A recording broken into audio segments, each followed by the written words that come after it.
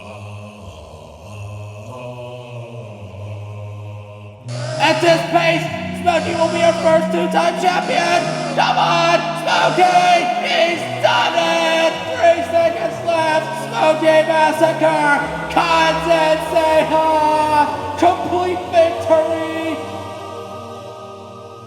Well, it's like I said, I thought I could do it. It was just a question of whether I would make any mistakes or not, and I guess today was just a good day for me. So I got a little lucky and just stayed focused throughout the entire tower.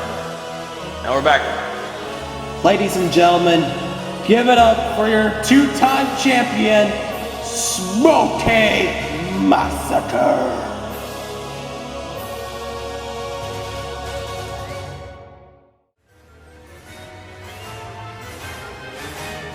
Atlantic champ looking into the fifth line. No, it comes up short and tournament 14 is over. He's nearing the end of the track. Swan, he comes up short. Swan, it's over. Come on up, he jumps for it. No, it's left. No! One more left to go for Fireball. Before he completes it, Fireball, he jumps up short. Fireball fails the vertical limit again.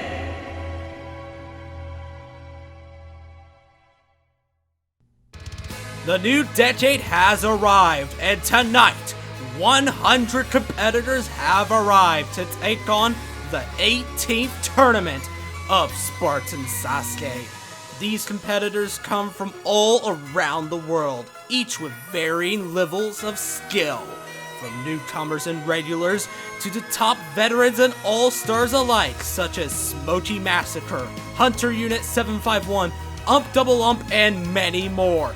These 100 hopefuls share one common goal: to defeat all 4 stages and reign supreme at the top of Mount Midoriyama.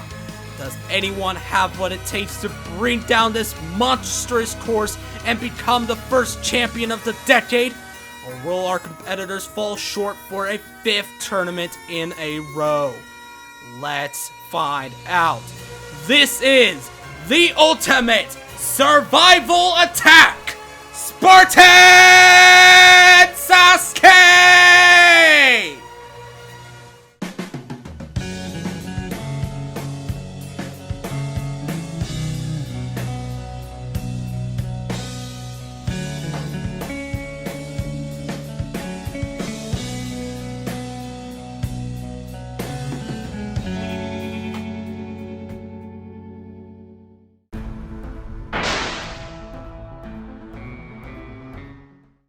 The first stage of Spartan Sasuke, the first test that our 100 competitors must face. How will our competitors do here in Tournament 18? Let's find out. We're gonna kick things off with a newcomer. This is Killama Noodle. You might recognize him as Sir Noodleicious. He's competed on both SMOKEY Massacres and Hunter Unit 751's course. But this is his first time taking on Spartan Sasuke, and he'll be kicking off this tournament.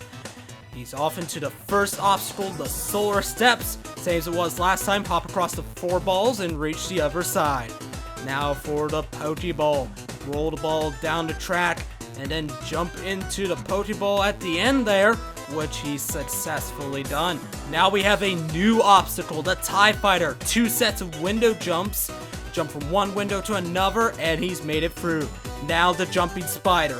This took out 25 competitors last tournament, but Killama Noodle is making good work of this obstacle. He's nearing the end of the Jumping Spider, and he's made it through. But now we have another new obstacle. This is Mix and Match.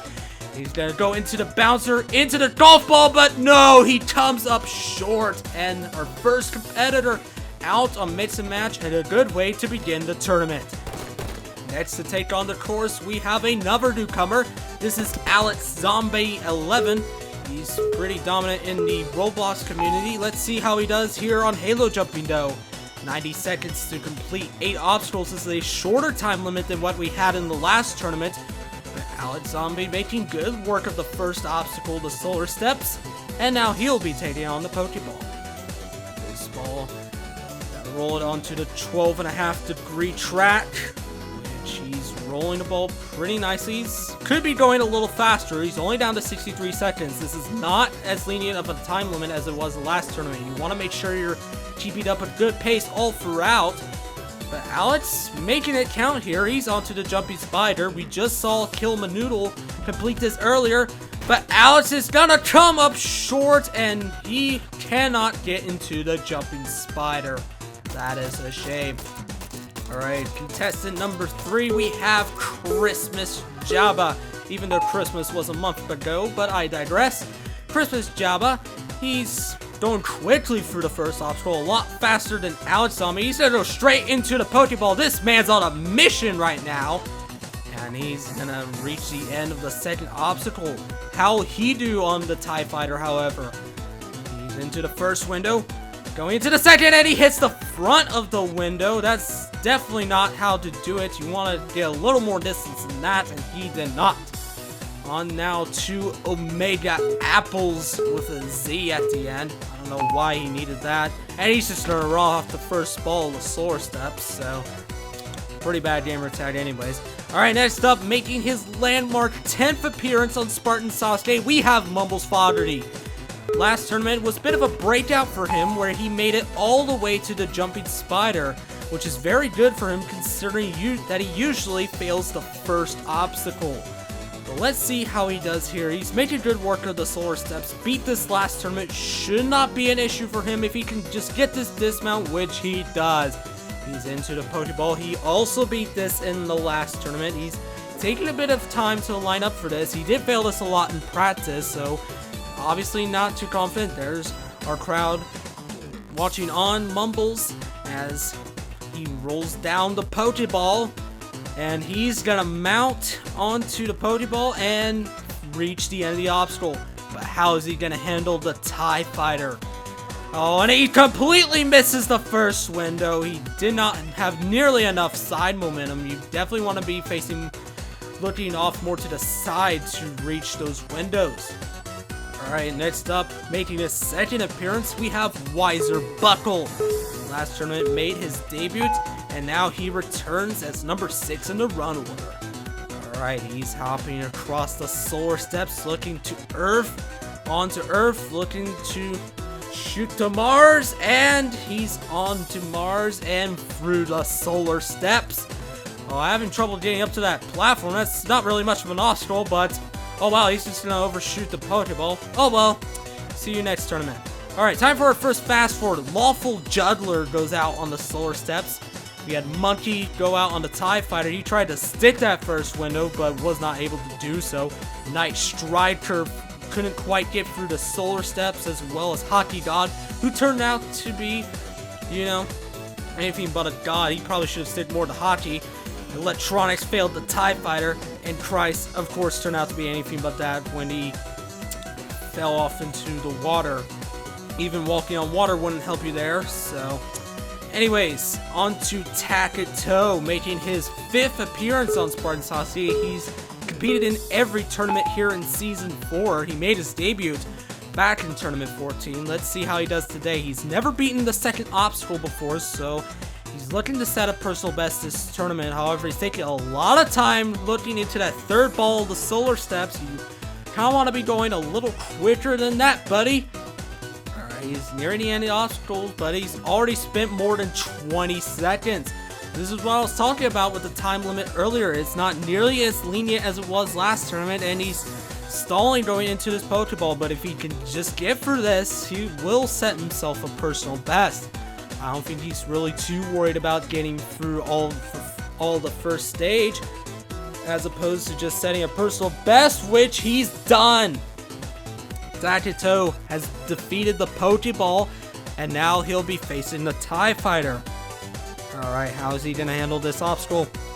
He's into it. Oh no, he's doing a 360. That's not wise. He probably should have given it a little more effort than that, but I think he's just more so happy that he was able to get there. Alright, next up we have his friend Spartan Walnut 71. He also made his debut back in Tournament 14 and has competed in every tournament this season. Let's see how Spartan Walnut does today. 90 seconds for 8 obstacles as he's progressing through the solar steps. Looking through the 4th ball, and he's gonna make it through. Now for the Pokeball. Just saw his friend get through this. Can he do the same? Alright, he's going a little slow. Not as slow as Takato though, but still pretty slow nevertheless. Looking into the end of the obstacle, which he's gonna make it through. Now the TIE Fighter. An interesting thing about this TIE Fighter is that this was actually made by Atlantic Champ, so shout out to him. He'll be running later. Anyway, Spartan Walnut into the Jumping Spider. He's gonna stick the inside of the Jumping Spider. Nicely done. He's looking into the 3rd ledge, but he's gonna overshoot it. Oh dear. He came so close, yet so far away. Alright. Contestant number 15, we have Non-Zero Owl 9400 making his 4th appearance. Regular, let's see how he does. Non-Zero into the 2nd ball. 3rd ball. Can he get into the 4th ball? Yes, he can. He's gonna make it through the 1st obstacle. Non-Zero 73 seconds going into the Pokeball. Having a bit of trouble getting it rolling, but he's now getting it rolling nevertheless. He's a little all over the place, but he's gonna make it count here. Got a minute left going into the TIE Fighter. Goes for the 1st window, but no, can't quite make it. Non-Zero out on the TIE Fighter. And now, from one regular to another, this is California Stark. This guy wore number 1 in the run order 2 tournaments ago. Let's see how he does today. 90 seconds has begun for California Stark as he's progressing through the 3rd ball, 4th ball, and through the 1st obstacle. He has failed the 1st obstacle in the past, but not this tournament, as he's making good work of the 2nd obstacle, the Pokeball. But we just saw Non-Zero go out on this TIE Fighter. Can he succeed? He gets through the 1st window, gets a safe jump on that 2nd window, but it's not enough as he plummets to the drink of Midoriyama. Alright, next up we have newcomer, the Canis Demand 5. What a gamer tag, I know. And he completely missed aims going into the 2nd ball, the solar steps. Yep, that was a shame. Alright, next up, another newcomer. This is Mixer Upper. Alright, here he goes on his 1st appearance on Spartan Sasuke. And this is a nice thing about having 100 competitor tournaments. This is the 2nd 100 competitor tournament. We get to see a lot of newcomers take on the course. And he's onto the Pokeball, but it completely messes it up. He probably should have mixed up his strategy going into that obstacle. But now we have competitor number 19, Tricky Cyrus. This guy's a pretty big fan of the show, has been wanting to compete for many tournaments now, and today is his big chance here in Tournament 18 of Spartan Sasuke. Tricky Cyrus looking into the Pokeball, rolling it pretty nicely. Ooh, almost falls off the front of it there. A few close calls there, but he's gonna get the safe jump and progress onward to the next obstacle. How's he gonna handle this TIE Fighter? Gets the 1st window, 2nd window, and he's made it through. Tricky Cyrus now for the Jumping Spider. He gets a good bounce there, and he's gonna progress through these jumps. Can he beat the rest of the obstacle though? And he has. Can he be the 1st to solve mix and match, however? Alright, here he goes into the trampoline, into the golf ball, which he's gonna get, and he's solved mix and match. Now for the warped wall. Ooh, cannot make it up on his 1st go. Less than 30 seconds going into his 2nd go, and he's still not up it. Time really isn't on his side here, but he's up it in 3. He's gonna have to keep up a good pace here if he wants to be our 1st finisher going into the vehicle swing. And he's gonna dismount from the swing. But Cyrus jumps off the wrong side of the modules. No, Cyrus, it's heartbreaking. Oh, that came so close to clearing. Yeah, he would have become another newcomer to clear. We've had newcomers clear in both the previous 2 tournaments, but Cyrus will not be that newcomer as he jumps off the wrong side of the mongoose. What a shame. Now for our next fast forward, Trimsoar fails the slower steps along with Borgus Toby, or however you pronounce that. I Play PT10 goes out on the TIE Fighter. Spartan Ops didn't do quite as well, going out on the second ball of the slower steps, as well as Midoriyama, or however you pronounce that. I don't know. I don't even know how to pronounce half of those randos. Alright, on to competitor number 25. This is Silent Ghost 1239, making his third appearance. Good friends of NK, he unfortunately did not show up this tournament, so Silent Ghost is going to try to carry his pride. Now, he has failed the first obstacle before, but he's not going to today. Silent Ghost onto the Pokeball. He had a bit of lag in his practice, so will it affect him here, buddy? No, he's gonna overshoot the ball. Tough luck, so it's not even gonna matter. Alright, on to Sonic Fan 10193. Today making his second appearance. He made his debut on Spartan Sasuke last tournament, where he was number 1 in the run order. Let's see how he does on appearance number 2. He went out on the Jumping Spider last time. Let's see if he can do better here and improve. Alright, going quickly into the Pokeball and making quick work of that. He's on a pretty good pace so far going into the TIE Fighter. This is not an easy time limit, so he's definitely making good work of it. But now here is the Jumping Spider that he failed last tournament. He's gonna mount into it this time, but can he get for the rest of the obstacle? Into the 4th ledge, 5th ledge, and Sonic Fan is gonna do it. He's on to mix and match. We just saw Tricky Cyrus complete this earlier, and Sonic Fan is gonna follow suit. Less than 45 seconds going into the warp wall, a lot more time. And he's up it in 1. He won't have to worry about time as much, but he needs to focus on getting these last 2 obstacles correctly. We just saw Cyrus fail the vehicle swing earlier, but not Sonic Fan. He's into the final obstacle, the floating orbs. He is climbing, and he's going to be our first finisher of Tournament 18, clearing with 20.4 seconds remaining on the clock. Sonic Fan, and there's a Lineage Chimp celebrating with him at the finish line. Sonic Fan 10193, on only his second appearance on Spartan Sasuke, has already cleared the first stage. It was a very smooth run all throughout. He made himself look like a veteran, and rightfully so. Sonic Fan moving on to the second stage. Well done.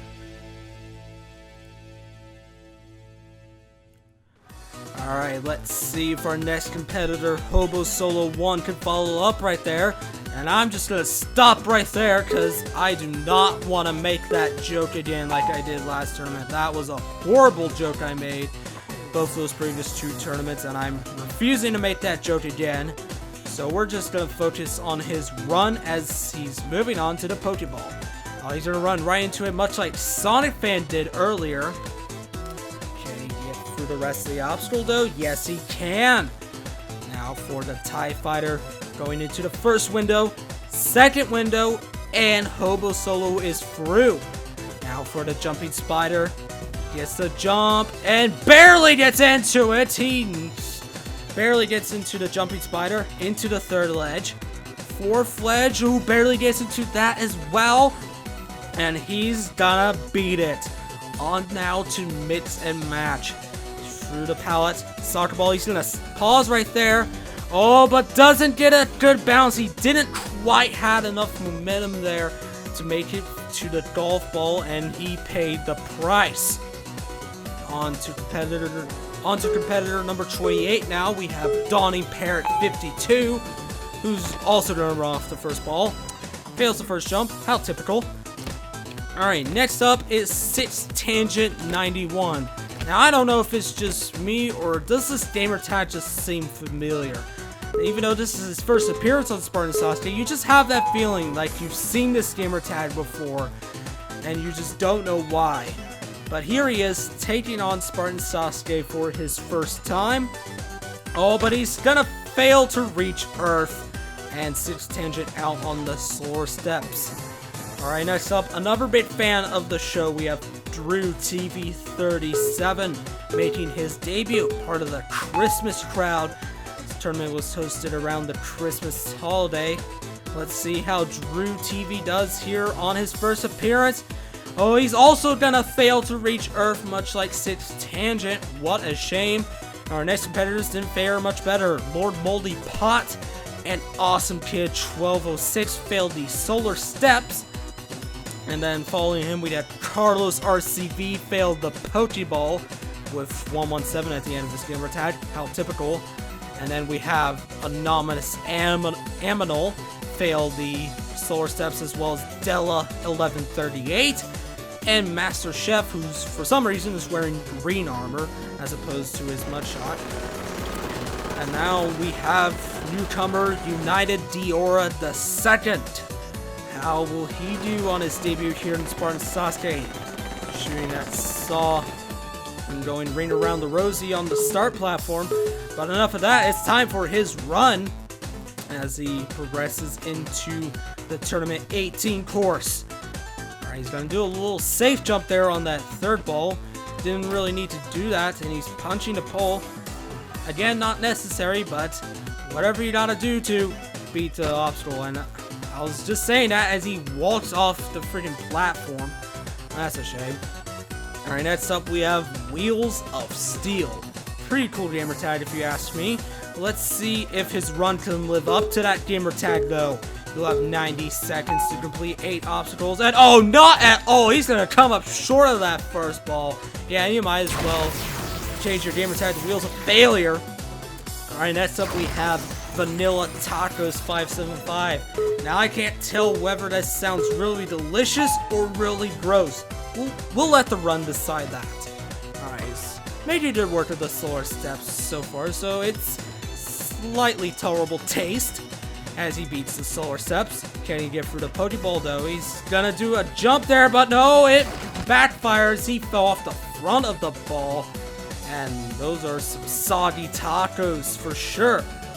Alright, next up, ooh, a blast from the past. Next up is Sakeshi. Back for his second appearance on Spartan Sasuke. He last competed back in Tournament 8, where he went out on the third of 10 obstacles, the ring cross. Let's see how he does 10 tournaments later. Oh, not that good at all. No. And there's a Lineage champ. He's clearly not happy about that failure. No. He wanted Sakeshi to get further. I think we all wanted him to get further. But now it's time for our next fast forward. Orbital Golf 7 failed the Solar Steps, as well as Hulk Smash, who smashed into a pile of dead bodies. We had Red Autumn also failed the steps, as well as God of War 05. And FBI is Otter House. And it didn't take until Moot Mauler 2 to get past the Solar Steps, where he went out on the TIE Fighter. And already we're on to competitor number 47. This is Ninja Warrior 718, back for his 11th appearance. Last tournament set himself a personal best when he got to the Captain Swing. That is no longer there, so if he wants to get revenge, he's gonna have to beat Mix and Match. So let's see how he does. This is a guy who could potentially clear Stage 1, but has yet to follow it up in an actual run. So let's see if Tournament 18 can finally be his breakout tournament. Alright, Ninja Warrior, Jonte, whatever you want to call him, moving into the TIE Fighter, gets a good jump off those windows, and he's gonna take on the Jumping Spider. He beat this in the last tournament, hopefully it won't be an issue for him, and he's gonna mount inside, but he can't take these other jumps for granted. He's gonna take each one at a time. Looking into the dismount, and he's through the Jumping Spider, but he's only got 40 seconds left. He may want to start picking up the pace here and make some match. He's gonna pause on that soccer ball. Oh, but lands too late on that bouncer and gets a horrible bounce going into the golf ball. Alright, next up we have Petrillo Fam 4. This guy has cleared Stage 1 on SMOKEY Massacre's course twice, however has yet to beat it here on Spartan Sasuke, as he's failed the Jumping Spider in both the previous 2 tournaments. Will third time be the charm on the jumping spider? But he's gotta get there first. He's still got the Pokeball and TIE Fighter, to go before he gets to the jumping spider. He's already through the Pokeball, but how will he handle the TIE Fighter? Gets into the first window, second window, and Petrillo, time for revenge on the jumping spider. He's gonna mount inside the jumping spider. We just saw Ninja Warrior 718 get through it, and Petrillo fam's gonna do the same. Now for mix and match. He's gonna get into the first, the second, and to the... Oh no, he gets false bounce, and he cannot make it. Yeah, this is what's known as false bounce. And if you land on the wrong spot, you might not get any height with your bounce. But had he pressed the jump button, that's why that letter A is there. Had he pressed the jump button when he got to the bouncer, he would have prevented that from happening. But now we have another blast from the past. This is Bondable Apple 4. He last competed in Tournament 12 where he failed the double pendulum. And recently he's gotten back into the Halo Basketball League as well. So hopefully we'll see him in a few games in the upcoming season. Yeah, the first season has finished uploading. We'll have more to say about that in Gotenks' run. But now we're back to Bondable. He's through the Pokeball, doing good work. He has, can't remember if he's failed the Gunslinger in the past. I'll have to double check that. Anyways, he's already through the TIE Fighter, and now for the Jumping Spider. He failed the double pendulum on his last time out. That also had a bouncer, but he's gonna jump too late, and he's gonna come up short of the Jumping Spider. Alright, we're nearly halfway through this field of 100, and at number 50 is newcomer Keaton is Batman 5. Now, this spot would have been Cheese's Life 5, however, he could not show up this tournament due to him not having internet. So, very sad to see him not compete in this tournament, but hopefully we'll be thinking about him as Keaton is Batman 5 takes on the course. And I don't know if Keaton still is Batman. He might have been back in the 80s, and he's gonna do something stupid there in the Pokeball and just plummet to the drain.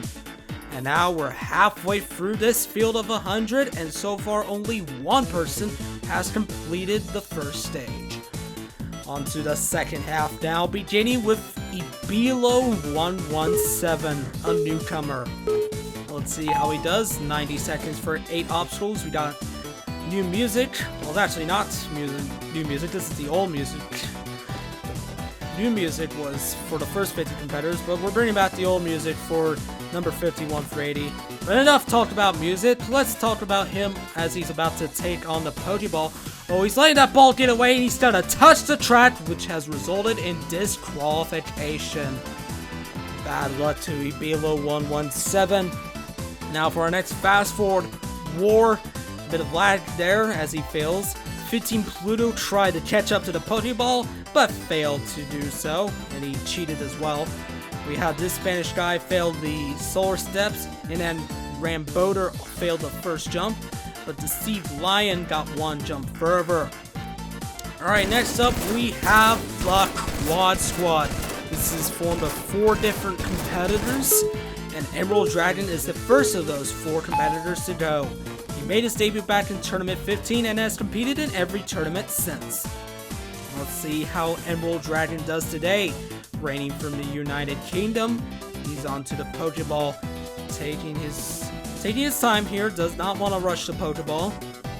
And he's going to advance to the TIE Fighter, into the first window, second window, and now for the Jumping Spider.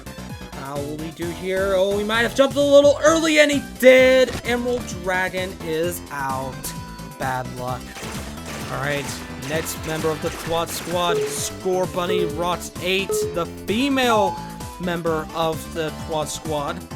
She's competing for her 9th time today. She was formerly known as Princess Pink GX before she changed her gamer tag to Score Bunny Rots 8 in Tournament 16. Now, I will admit, Pokemon Sword and Shield aren't necessarily the best Pokemon games in my opinion, but if I had to pick one of those 3 starters, I'd probably pick Score Bunny, so I kind of like this gamer tag. Anyways, Score Bunny Rots 8. Oh, it's gonna come up short of the dismount of the TIE Fighter. I thought she had it, but not quite. Alright, we're halfway for the quad squad now. Next up is a wipeout course. Wipeout course, he had a bit of a breakout. He made it all the way to the warped wall last tournament. And he is a bit of a show-off. He's doing a bit of a 360 there, and he's gonna moonwalk the Pokeball. Continues to moonwalk. He's not gonna turn around at all. Oh, but almost falls off the side. Yeah, he nearly paid for that. Anyways, into the TIE Fighter. Best not to showboat here. This is all about momentum. And he's gonna advance to the Jumpy Spider. He beat this obstacle in the last tournament, so hopefully it won't be any issues for him. And he's making quick work of it, but he's gonna come up short of the 5th ledge. Oh dear, no. And now the last of the quad squad to go is their leader, Crimson Gold's 360. Formerly known as Seeker Squad 157, he made his debut back in Tournament 13. In his first 3 appearances, struggled to gain his footing.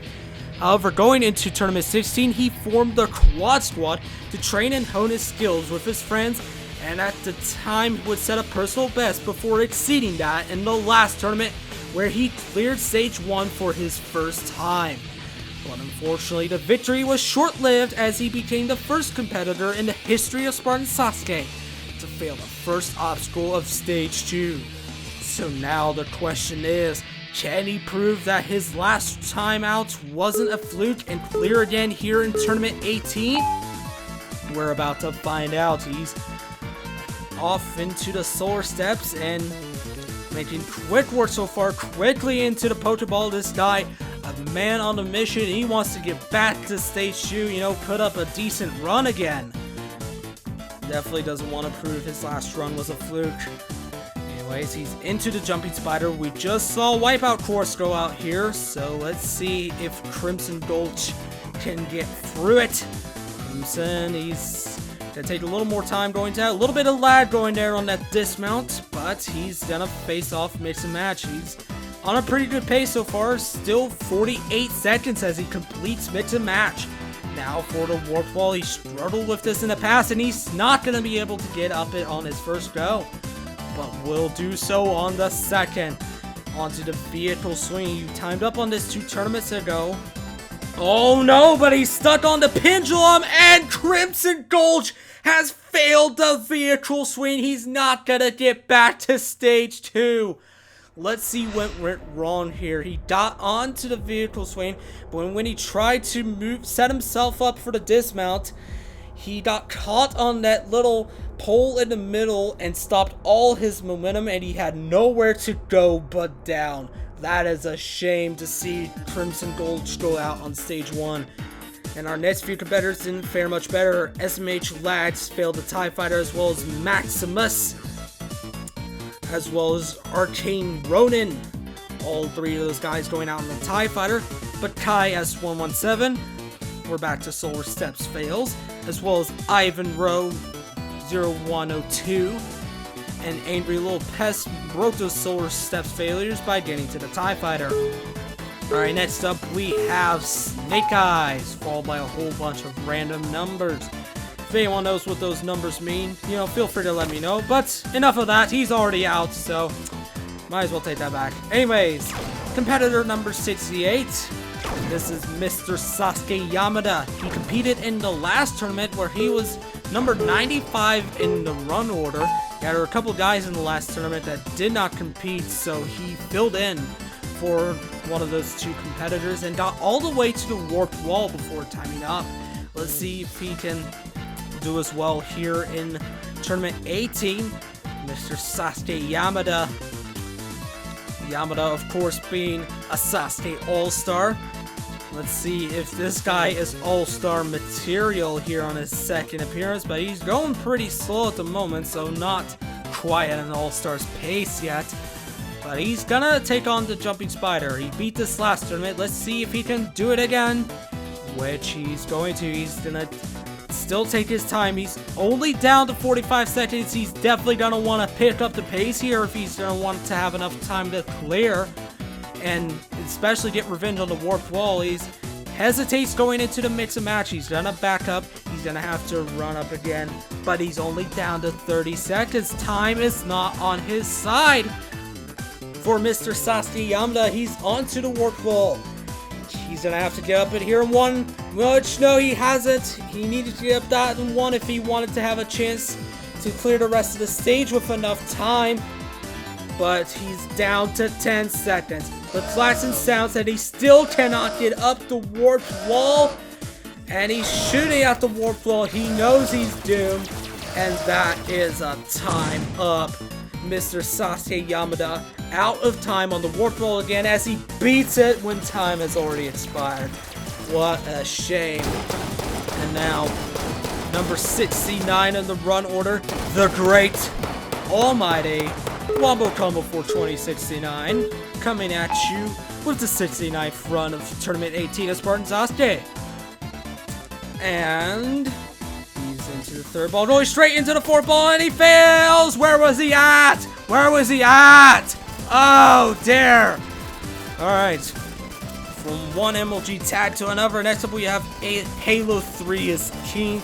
Again with the Z in the gamer tag. I don't get why people love putting Z's in their gamer tag. This is silly, you know?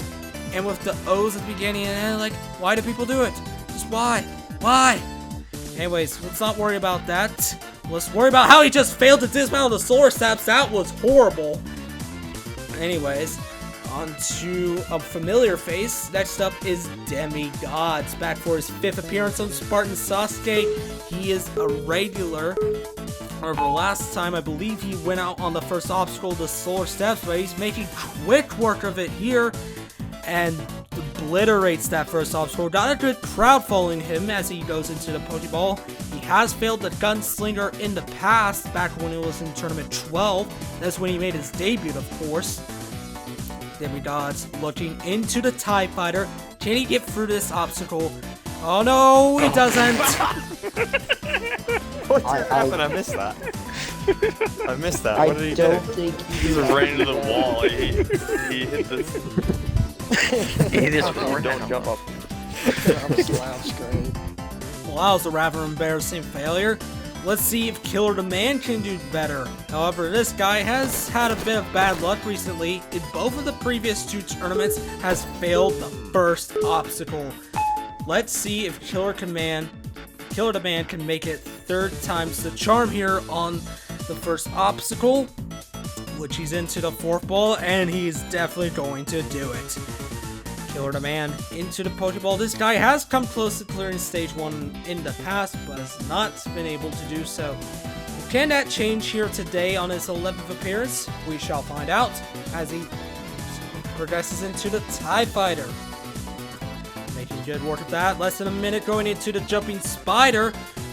It's an early jump there, and it's too early, and he's out. Bad luck. Next up is Bubba Ace 37. Bubba is best known as the famed host of Ninja Warrior of Roblox. Hello peoples, Bubba Ace here, and welcome back to Ninja Warrior of Roblox Tournament 16.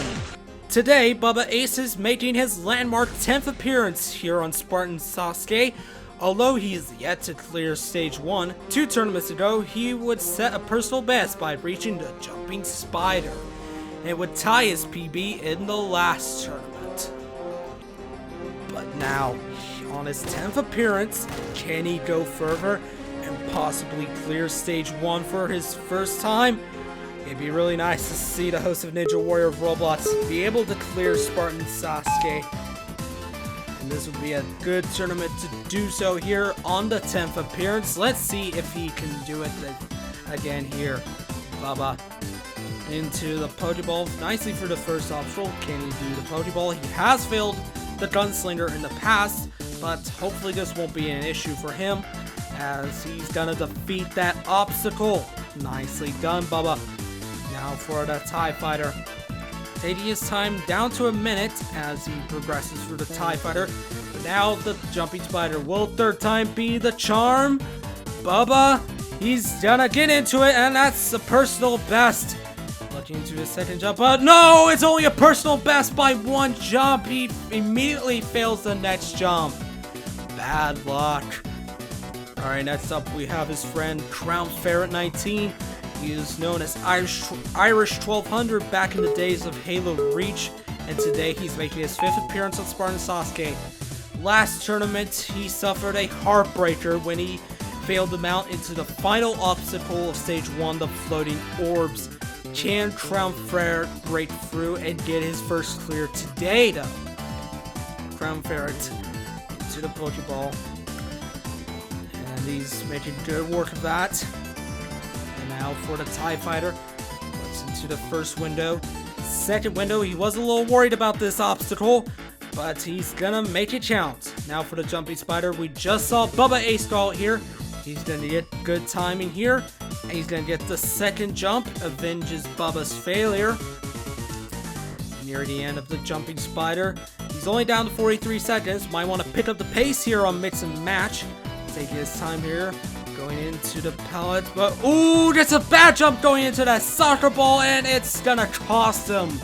Crown Ferret out on Mix and Match. Well, next up is a very special competitor, one who last year made a huge breakout. Right now receiving good looks from both Crown Ferret 19 and Atlantic Champ. He is Furisu Kodo. On Roblox, he is known as Furipu, where he is one of the best competitors on that game. But in real life, he is known as Philip Scott, who's making a huge name for himself, having cleared Stage 1 in the 2018 National Ninja League Finals, and in the 2019 World Championship, he was only one of 15 to defeat the dreaded Monster Swing. But his biggest success by far is his appearances in Season 11 of American Ninja Warrior, where he made it all the way to Stage 1 of the Las Vegas National Finals. Furipu made his Halo jumping debut in the last tournament of Spartan Sasuke, where he suffered a heartbreaking failure at the dismount of the Jumping Spider. Furisu Kodo. Think about everything that he's accomplished in the last year. Such an inspiration to us all here. Not just the Halo jumping, but all of the Ninja Warrior community in general. Furipu, he's got the full package. And now he is here for his second appearance on Spartan Sasuke. Let's see if he can best the Jumping Spider this time. It's also the same obstacle he failed in American Ninja Warrior 11. He also failed the Jumping Spider in that. So a bit of deja vu when he failed it in Spartan Sasuke. But now he's making good work of the Pokeball. Got about a minute to go here going into the TIE Fighter. Taking his time, he just wants to make sure he can get as far as he can. However, he does not want to go too slow out since the time limit is only 90 seconds.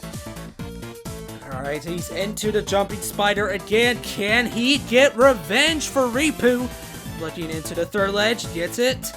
Fourth ledge, ooh! Oh, no! He failed it again! Oh, no. I thought I didn't have it, and then I did, and then I didn't. Oh, bummer. Well, that's a shame to see him go out on the Jumping Spider again.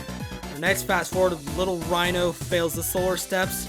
Skolzy Slash fails the Pokeball, as well as Stark going out on the TIE Fighter. Armor does seem a little familiar, as well as Bonobos.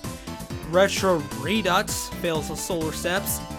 And finally, Cy Andreas fails the TIE Fighter to conclude the daytime runs.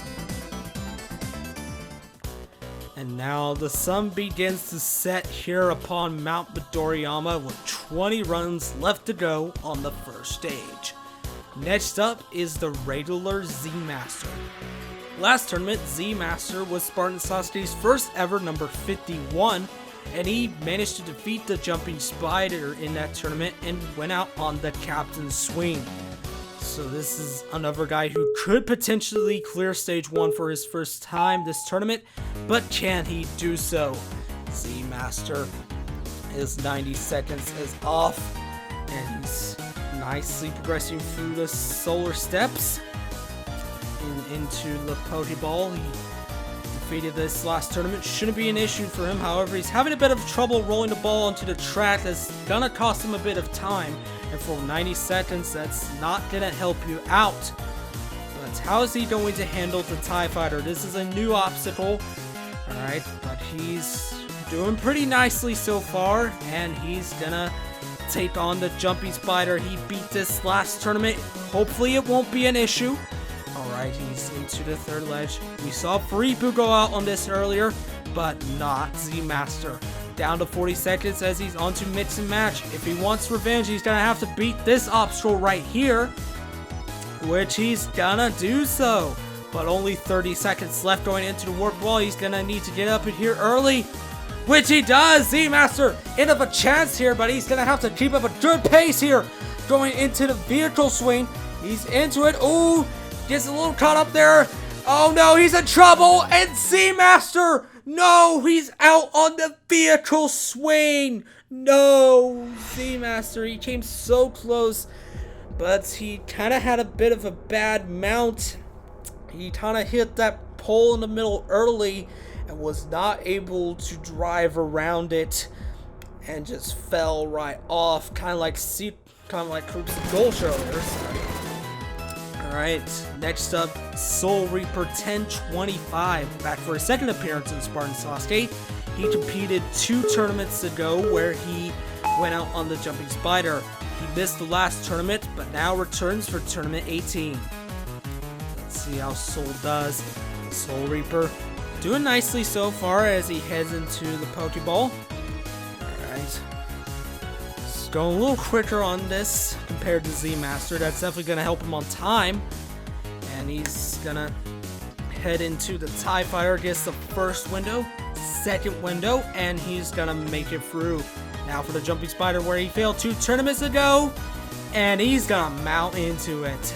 Soul making good work so far. 4th ledge, 5th ledge. Oh, but rushes the dismount. No, he fails the dismount much like for Ripu last tournament. That is heartbreaking. Ah, bad luck. Alright, Wolf Ninja 1225 is next. Today he's making his landmark 10th appearance on the course, and he cleared stage 1 in the last tournament and looking for his 3rd stage 1 clear overall. Can he do it here in tournament 18? We're about to find out as he is making good work of the Pokeball, runs straight into it. Wolf Ninja, the veteran, onto the TIE Fighter. Alright, he's gonna jump into the first window, second window, and now the Jumping Spider. We just saw Soul Reaper go out here. He failed the dismount. Wolf Ninja failed the Jumping Spider 2 tournaments ago, but he's making good work of it so far. 50 seconds left going into the 5th ledge. Oh, almost comes up short there, but he's gonna make it to mix and match. Hits the pallet soccer ball looking into the trampoline, and he's gonna get a good jump into that golf ball. Now for the warp wall. Wolf Ninja, ooh, cannot get up it on his first go. He's gonna have to try again. Second try, and he's up and now. Now for the vehicle swing. We just saw Z-Master go out on here earlier. Can Wolf Ninja prevail? Gets a good dismount there, and he's into the floating orbs. However, he's running a little short on time. Almost comes up short going into that second ball. The klaxon sounding, and he's nearing the top, and Wolf Ninja is gonna clear stage 1 for his 3rd time, clearing with 3.5 seconds left on the clock. Congratulations, Wolf Ninja 1225, clearing the first stage for his 2nd tournament in a row. Wolf Ninja, even though he wasn't able to get up the warp wall on his first go, he is able to make it count here on the 2nd go, and was able to get through the rest of the stage to clear for his 3rd time overall. Well done, Wolf Ninja.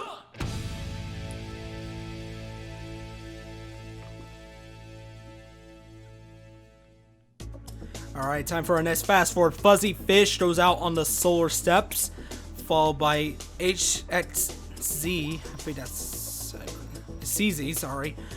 Off Pegasus, went off the Pokeball. And then Kyogisanda, I think, goes out on the TIE Fighter. Next to take on the course is Siren. Sometimes known as Chris, he is making his 15th appearance on Spartan Sasuke tonight, where he cleared the first stage in his debut in Tournament 2. And would go on to clear again in both Tournaments 5, as well as 5 tournaments later in Tournament 10. But unfortunately, he has not had much success, having failed Stage 1 in every appearance since then, including his last appearance in Tournament 16, going out on the 5th obstacle, at the time, the circle slider. And now descending from the heavens with his Hannibal Mantis, having missed the last tournament however, Chris is back for Tournament 18. It's been a while since we've seen Chris had success here on Spartan Sasuke, but Spartan Sasuke 18 is definitely a good place to start. Let's see if Chris can get that clear. He'll have 90 seconds to complete 8 obstacles, but he's gonna destroy that Hannibal Mantis first. Alright, just get that out of the way. And now he's onto the course. Siren, Chris, whatever you want to call him. He's onto the Pokeball. He's gonna push that ball forward.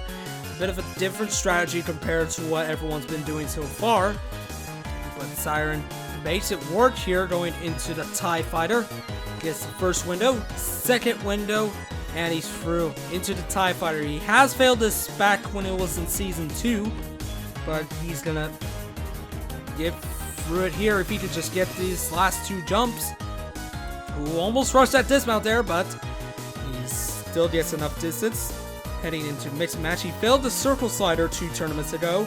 This was the 5th obstacle before, but now he's gonna make it through mix and match. Alright, down to 40 seconds as he makes it up the warp wall. Nicely does. Overshoots the Mongoose a little. He's gonna have to go back to get it. But now here he is onto the vehicle swing. He has never attempted this obstacle before, but Siren is gonna beat it, and he's into the floating orbs. Siren, 8 tournaments ago, was his last time clearing stage 1, but he's gonna do it this time, clearing with 18.3 seconds remaining on the clock. Siren, on his 15th appearance, clears stage 1 for his 4th time. An interesting note about Chris's clears is that he's cleared once in each season, and now he's got his first clear here in Season 4. Siren moving on to the 2nd stage for his first time since November 2017. Well done to Chris.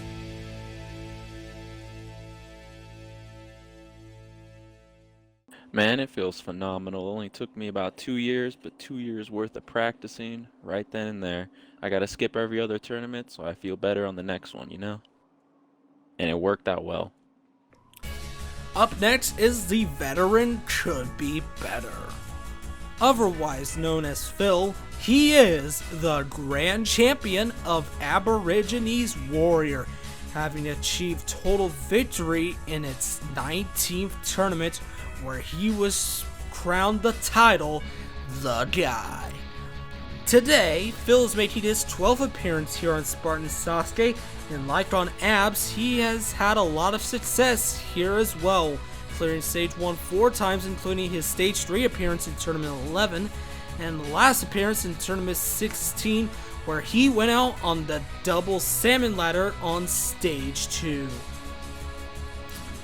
Phil, like Chris, missed tournament 17, so will that affect him here going into his run of tournament 18? Let's find out. Phil, 89 in the run order, is heading into the first obstacle, the Solar Steps. Alright, looking to get his 5th clear today. Phil into the Pokeball. And before he cleared Spartan Sasuke 9, he hadn't cleared a stage 1 since the Xbox 360, so it's definitely nice to see him picking up a lot more momentum here in the more recent tournaments. Now Could Be Better into the Jumping Spider. He's defeated this obstacle in his previous appearance. Let's see if he can do it again. Fun fact, he's never failed a Jumping Spider before, as he's defeated it every time he's attempted it, even back in Season 2. But now he's on to mix and match, gets the soccer ball nicely. Can he get this good jump into the golf ball? Yes, he can! Could Be Better onto the warp wall. Gotta line himself up to get up the warp wall in 1. Now for the vehicle swing, we just saw Chris get through this, taking a bit of a slower approach. Now he should be familiar with Mongoose obstacles. He's faced a lot of them back in Aborigines Warrior, but almost pays the price. He almost fell off the dismount platform there. That would have been heartbreaking. But going rather slowly here on the floating orbs, only down to 10 seconds. Come on, Phil. You gotta pick up the pace, otherwise you're not gonna clear. Come on, Phil, go! There you go. 2.8 seconds left on the clock. It was a bit of a close call there at the end. He was going rather slow on that last obstacle, but he nearly paid the price. But he's moving on to stage 2 for his 5th time. Getting through the vehicle swing. He nearly fell off the dismount platform. Look how close he came. His left wheel's landing on that red side of the platform. But after a few close calls, as well as a bit of a slow pace on the floating orbs, he's still gonna move on to stage 2. Well done, Phil. Oh, it just feels so great. Like, I'm just so excited that I was able to make it through the whole course, because it's a pretty tough course, and most of the people don't pass, and hopefully I can just continue this momentum on to stage 2 and you know, maybe stage 3 and 4 and the secret 5th stage and all that jazz. The next competitor to run is one of the newest veterans, Longshot Arrow 76. In Tournament 15, he was only one of 2 competitors to defeat the 6th obstacle, the rolling jump, and would follow that up in Tournament 16 where he cleared stage 1 for his first time. But sadly in the last tournament, he would go out on the 5th obstacle, the Captain Swing. This tournament there is no Captain Swing, so instead he will try to seek his revenge on the new 5th obstacle, Mix and Match. Will he be able to do so here on his 6th appearance? Let's find out.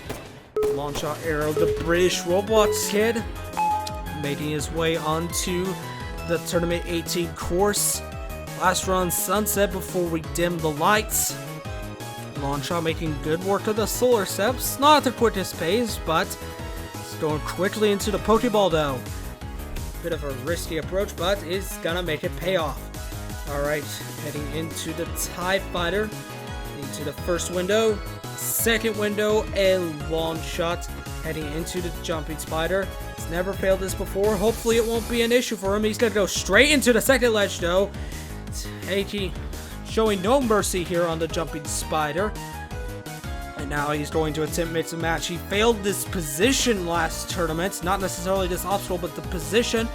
And he's gonna make very good work of the Mix and Match. Revenge has been achieved, but you know he wants that stage 1 clear.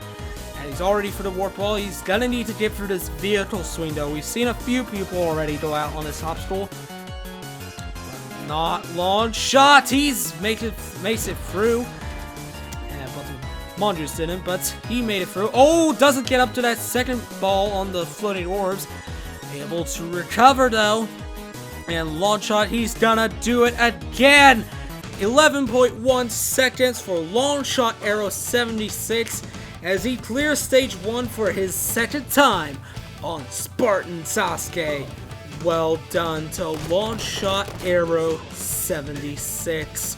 He got his revenge by defeating the Mix and Match this tournament. It was a bit of a close call here on the floating orbs though. He failed getting to the second set of orbs, but able to save himself on the first set to clear stage 1.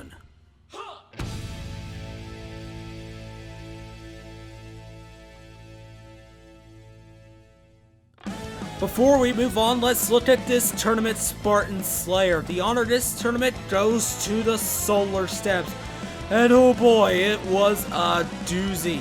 Last tournament, we set the record for most failed obstacle in a single tournament with 25 failures on the Jumping Spider.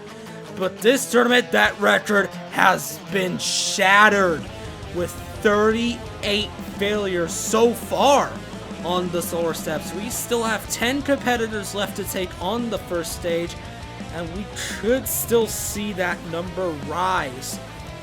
These 38 competitors really didn't know what they were doing, even though this obstacle was unchanged since last tournament.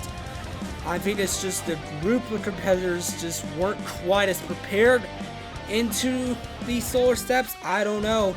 Just one by one, just each of them failing in a different spot. And no matter how experienced some of these guys are, a lot of them are newcomers, but You just see all these noobs just failing these simple jumps. Like, oh geez, you just failure after failure after failure after failure after failure. I think you get my point.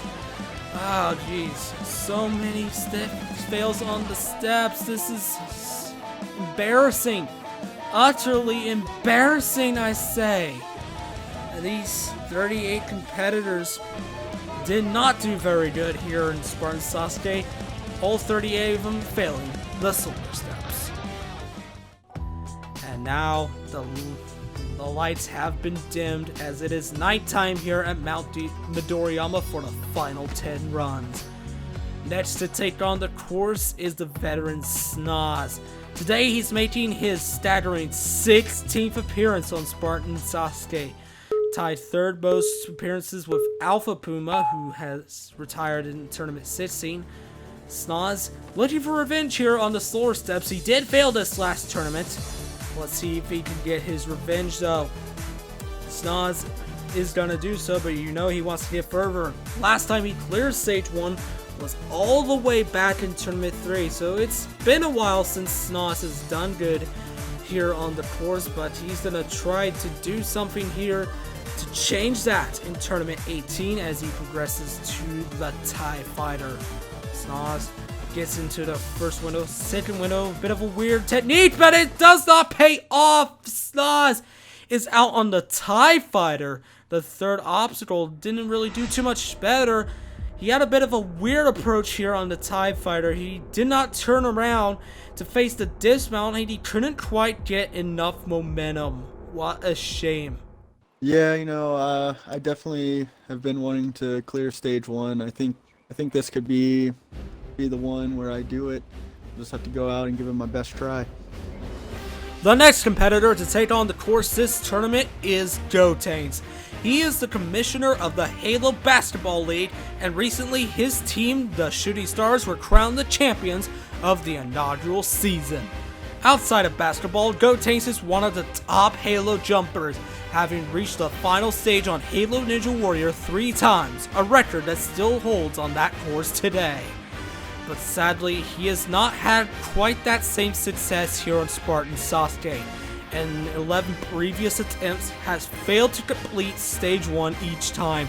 But even more heartbreaking is that on 5 separate occasions, including both the previous 2 tournaments, he came very close to clearing the first stage, and in his previous 2 appearances would fail the 7th of 8 obstacles, the vehicle swing. And it's because of these failures that he has been deemed the unluckiest competitor in the history of Spartan Sasuke. So will this finally be the day Gotenks breaks the curse and sees the end of the first stage? Come on, Gotenks, you can do it! Gotenks, you gotta clear stage 1 this tournament. You've come too far to fail now. He's gotta break out here in Tournament 18. Will he though? Gotenks onto the Pokeball. 12 appearances, he's still a regular. We want that to change here in Tournament 18. We all want to see Gotenks reach that buzzer at the end of stage 1. But he's still got a long way to go. He's onto the Jumping Spider, which he failed at his debut back in Tournament 7. But making good work of it here in Tournament 18. He beat us in both the previous 2 tournaments, and he's gonna beat it again. Now for mix and match, how will he handle this new obstacle? Gets into the soccer ball, trampoline, golf ball, yes! He's through it. Now for the warp wall of Gotenks. He's going through, up it in 1. And now here it is, the make or break obstacle. The vehicle swing. Can he do it? Gotenks. He's into the swing. Gotenks. Oh no! He's stuck on the pole! No! He cannot get it on the first swing, but he saves himself! Come on, Gotenks! Save yourself! Gotenks! He still can't recover! No! Gotenks is out! No! It's heartbreaking! For the 3rd tournament in a row! Gotenks out on the vehicle swing! I cannot believe that just happened! Gotenks This was supposed to be the tournament, but instead, for a third straight tournament, goes out on the 7th obstacle, the vehicle swing. Yeah, he just, like many competitors before, he just got caught on that middle pole and just wasn't able to recover. Gotaints, when will the curse end? Will it ever end? That is a good question to ask. And now, Gotaints is standing by for an interview.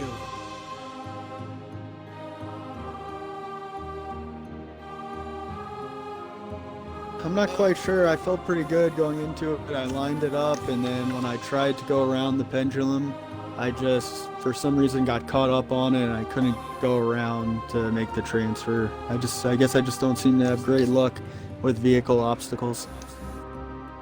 Gotaints, for the 12th tournament in a row, fails the first stage. Hopefully I can get past the jumping spider in this tournament. I'm expecting anything past the jumping spider, even if I do fail stage 1. The first of 6 All-Stars to take on the course this tournament is Stray Felix. Stray Felix is competing for his 15th straight tournament, competing since his debut in Tournament 4. 3 tournaments later would see the highest point in his Halo jumping career, reaching the final stage in Spartan Sasuke 7. Since then, he has cleared stage 1 6 more times, with 5 of them seeing him reach the 3rd stage, including Tournament 16, where afterwards would be promoted to All-Star. But sadly, in the last tournament, in his first tournament as an All-Star, would shockingly fail the jumping spider on stage 1. So now he has lots to prove here in Tournament 18 to prove that he belongs with the best of the best and ultimately protect his pride. Stray Felix, one of the most dedicated competitors on Spartan Sasuke, wanting to get better every tournament. You know he wants to get back to stage 4. He wants total victory. And he's got a long way to go before then, so let's see if he can get through stage 1 first. That should be his biggest goal this tournament, just to get through stage 1, avenge his failure from the last tournament. Stray Felix, the first of 6 All-Stars this tournament to go. And there's Mighty Max in the background. He'll be running right after Stray Felix. And he's going to make good work of the TIE Fighter, but now here's the obstacle he failed last tournament. This jumping spider, he's going to take his time going into this obstacle. And he's got to get the jump inside it, but he's got to get through the rest of the obstacle in order for it to count as a jumping spider clear. 5th jump, and he's going to get the dismount. Stray Felix, halfway through the first stage, into mix and match. He gets a good jump, and now he's going to advance to the warp wall. Taking his time up the warp wall 1. Now for the vehicle swing, we just saw Gotaints go out on this obstacle. It was a huge heartbreaker, but Gotaints, he's gonna get, not Gotaints, Stray Felix, sorry, he's gonna get around that middle pole and head into the floating orbs. Stray Felix is gonna do it again. 10 seconds left on the clock for Stray Felix. He is moving on to stage 2. Well done. Stray Felix getting his revenge from the last tournament, getting through the jumping spider that he shockingly failed in the last tournament. He beat that. He got through the vehicle swing that Gotaints just failed, and now Stray Felix is heading back to stage 2. Well done, Stray Felix.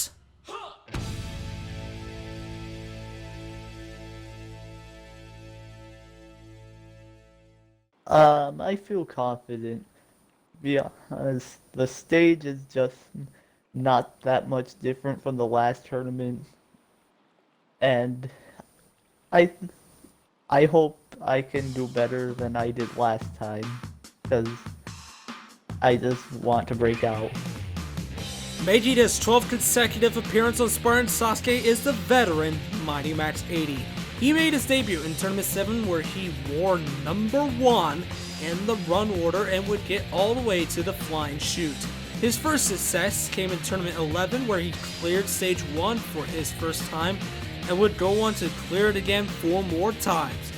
2 of his appearances would see him defeat the second stage, his first time in Tournament 13, and his second in the last tournament, where he put on the closest finish in the history of Spartan Sasuke, clearing stage 2 with just a mere 5/100ths of a second left on the clock, and would make it to the Planet Bridge on the 3rd stage. And now in Tournament 18, he is looking to have a 50-50 clear rate on the 1st stage, and he will achieve that if he beats stage 1 now.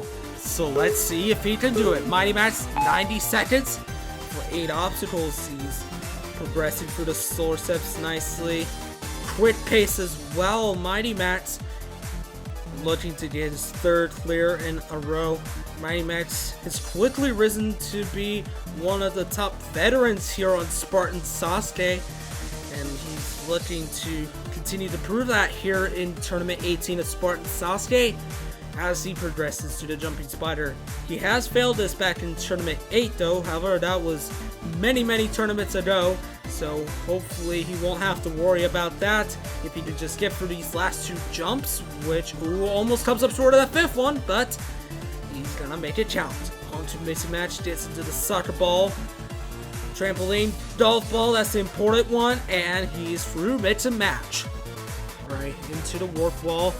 Mighty Max up it in 1, and he's got a very good chance of clearing, but he cannot underestimate this vehicle swing. This has been a tough obstacle for many top competitors, but not Mighty Max 80.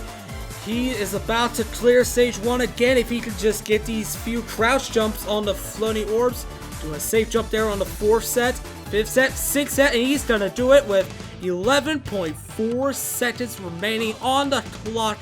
Mighty Max 80, that is a 50-50 clear rate for him on the 1st stage.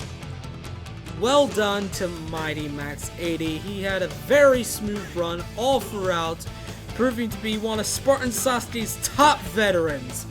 And now he'll be looking to continue his success going into the 2nd stage of Tournament 18. Well done, Mighty Max 80.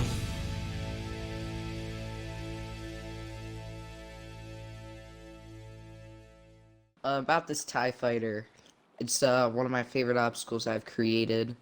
I created it, and Rog wanted to use it, so I guess it's a pretty good obstacle. I made it. For all you deniers out there, just invite me to a party, I'll show you. Next to take on the course this tournament is one of the top veterans, Atlantic Champ. Like Mighty Max, he wore number 1 in the run order on his debut in Tournament 5. Atlantic Champ would make it 3rd time's the charm on the 1st stage in Tournament 7, where he cleared for his 1st time.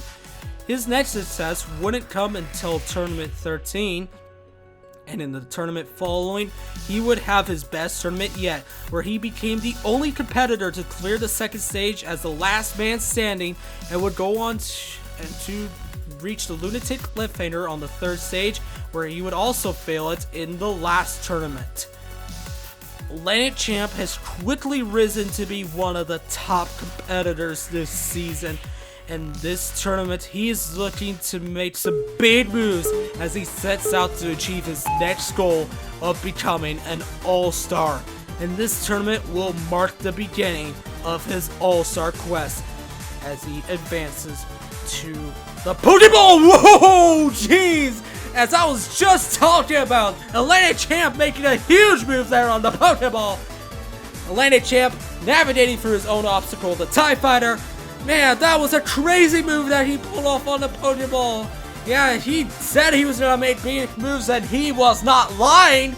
Atlantic Champ making quick work of the Jumping Spider. He's already onto the mix and match. He's looking to get the fastest time this tournament. Look at Atlantic Champ go. He's already through the mix and match. Can he get up the warp wall in 1? Of course he can. Atlantic Champ putting on one of the best runs so far, but he's got to get through this vehicle swing. Cannot take this for granted. Atlantic, ooh, bit of a close call there, but he's gonna make it through. And who would have doubted Atlantic Champ? He's gonna get the fastest time. 23.4 seconds left on the clock. Atlantic Champ has destroyed Stage 1 this tournament. Wow, incredible run by Atlantic Champ. Let's go back to this Pokeball here. He shot it, and the ball was falling off to the left, off the track to the left, and he was still able to save himself. He beat his own obstacle, the TIE Fighter, and he would go on to clear Stage 1 with the fastest time so far. Atlantic Champ with a dominating run.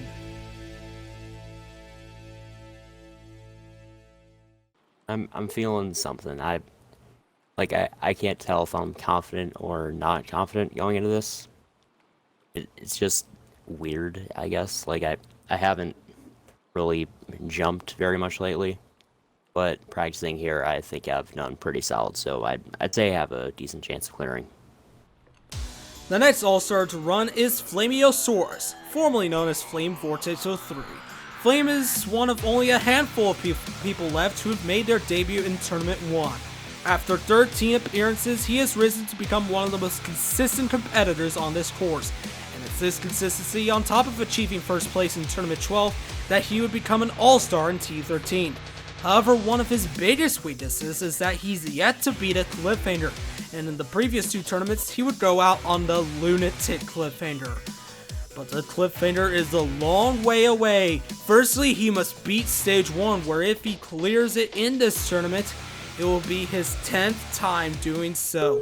So I feel like this should be something to focus on right now. Get his 10th clear, that'd be really good. And also prove his consistency. He's only failed Stage 1 4 times before. Flame running straight into the Pokeball. He did say he was going to take a more careful approach here with Stage 1 this tournament.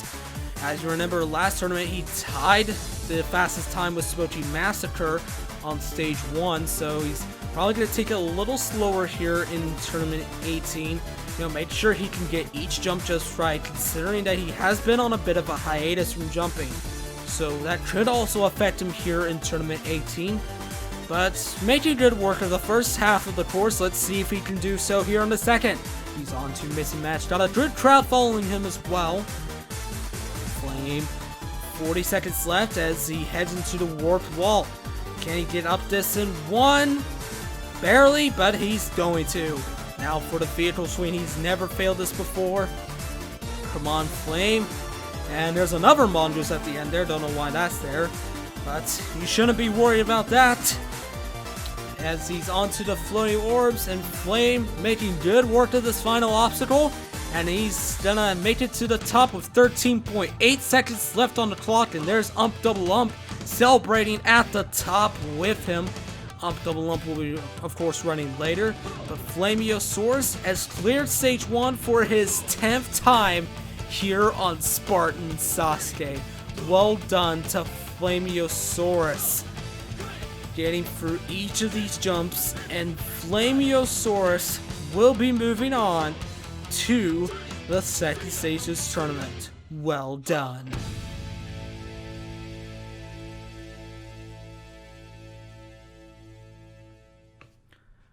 Our next competitor has received a re-promotion. Well, it's good to be an all-star again. I know Puma will be happy.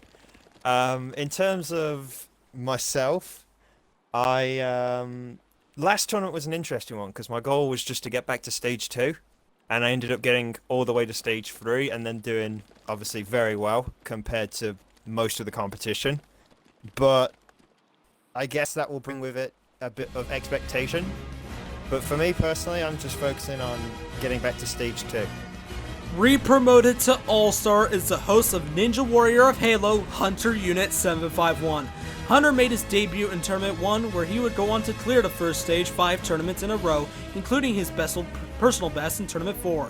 In Tournament 6, however, he would fail the flying chute on Stage 1, and wouldn't clear again until Tournament 8, where he would get to Stage 3. His next appearance wouldn't come until Tournament 13, where he struggled to regain momentum. It would fail Stage 1 in that, as well as his next 2 appearances, including Tournament 16, where he would suffer a heartbreaking defeat at the hands of the vehicle swing. But in the last tournament, he would make arguably the most triumphant comeback in the history of the course, where not only would he beat the first stage, but would get to the third stage where he went out on the Planet Bridge. In other news, however, he recently lost his first stage clear straight on Halo Ninja Warrior. It has been a tough obstacle this tournament, and Hunter is going to get a late sprint. He goes for it. Hunter comes up short. He fails the crooked wall, and he is out on stage 1 for the first time in his career. In what has been deemed the most shocking failure in the history of Halo jumping, Hunter Unit 751 would lose his stage 1 clear streak in Halo Ninja Warrior 20 and would put on an even worse performance in the tournament following. So having failed both of SMOKEY Massacre's previous 2 stage 1s, this could potentially be in the back of his mind going into this run. But Hunter must do what he can to persevere from his past failures and put his focus here on Tournament 18 Stage 1. Hunter Unit 751. Can he get his 8th clear on Spartan Sasuke? We're about to find out. Hunter taking his time here on the slower steps, not wanting to make a simple error. Hunter, he's not going to go for speed. He's just, like Flame earlier, he wants to make sure he can get each jump down properly. And Hunter, he's going to make good work of those first 2 obstacles, going into the TIE Fighter. Gets the first jump, second jump, and Hunter into the jumping spider. Hunter, he's never failed this before, so hopefully he won't fail it here. Alright, making good work of the rest of the obstacle. Now for mix and match. He did say he was a little worried about this obstacle.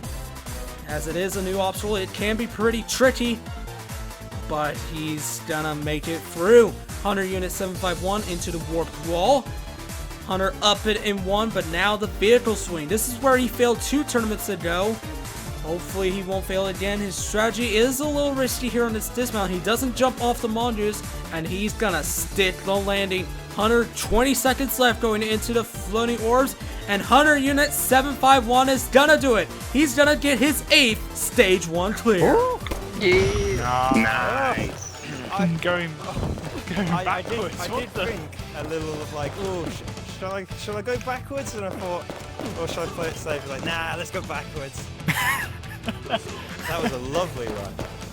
Hunter Unit 751 has just cleared the first stage for his 2nd tournament in a row. He did not let his failures on SMOKEY Massacre's course get the best of him. He was dominant all throughout this first stage, and he'll be moving on to the 2nd stage again.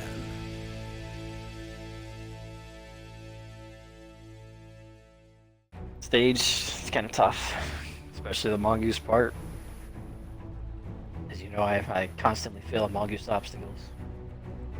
I don't think I've ever beaten one my entire life. Really looking forward to getting to the mongoose swing and failing miserably, as I always do. The next All-Star to take on the course this tournament is Double Ump. Ump is considered one of the best Halo jumpers of all time, and his skill was apparent right off the bat where he would reach the final stage in Tournament 3, and in the tournament following would put on the highest point of his over decade-long career by achieving total victory. Yes! Yes! Yes! He's done it! Double Up! Kansen Double Up is the first grand champion of Spartan Sasuke! With only just 3/10 of a second remaining, Double Ump would become the first grand champion of Spartan Sasuke. But it doesn't end there.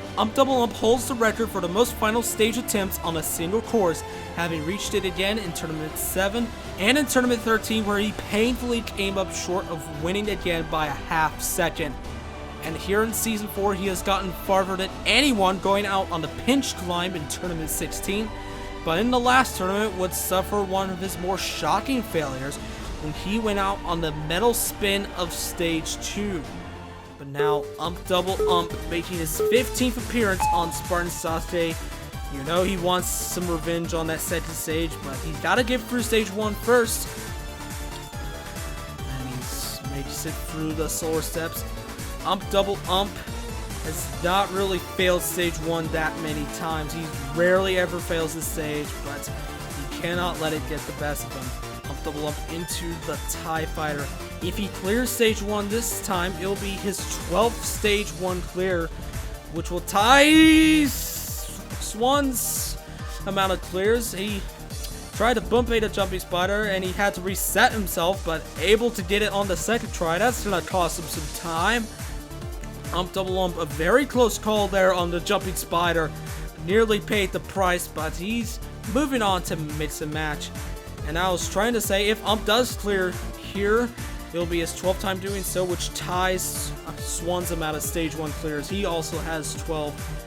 Double ump into the vehicle swing. And I can definitely tell there's a bit of sarcasm in his interview. He's rarely ever fails the Mongoose obstacles. And of course he gets through the vehicle swing. Double ump is gonna clear stage 1 again. And he's gonna do so with 12.6 seconds left on the clock. Well done to double ump, clearing stage 1 for his 12th time. Congratulations to double ump. He had a bit of a close call here in the jumping spider where he mistimed his bump pace strategy, but able to get it here on his second attempt and get through the vehicle swing, dominant across all sorts of Mongoose obstacles, and he would clear stage 1 again. Congratulations, double ump. Dang, just thinking about it, that's a lot of tournaments that I've ran, you know, and every single one of them has been fun. Coming off a pretty good performance in the last tournament. I am feeling pretty confident on stage 1. I feel like I can get past it definitely. I definitely could slip up, but I'm feeling pretty good to get back to stage 2. The next to last competitor to run stage 1 in this tournament is DSG Fireball. Only he and SMOKEY Massacre have competed in every single tournament of Spartan Sasuke, and in his Tournament 1 debut would famously achieve first place. Fireball's best performance on Spartan Sasuke came in Tournament 8, where he would attempt the final stage, but came up short of achieving total victory. The closest he came to making it back to stage 4 was in Tournament 11, where he fell lining up for the final jump of the pipe slider.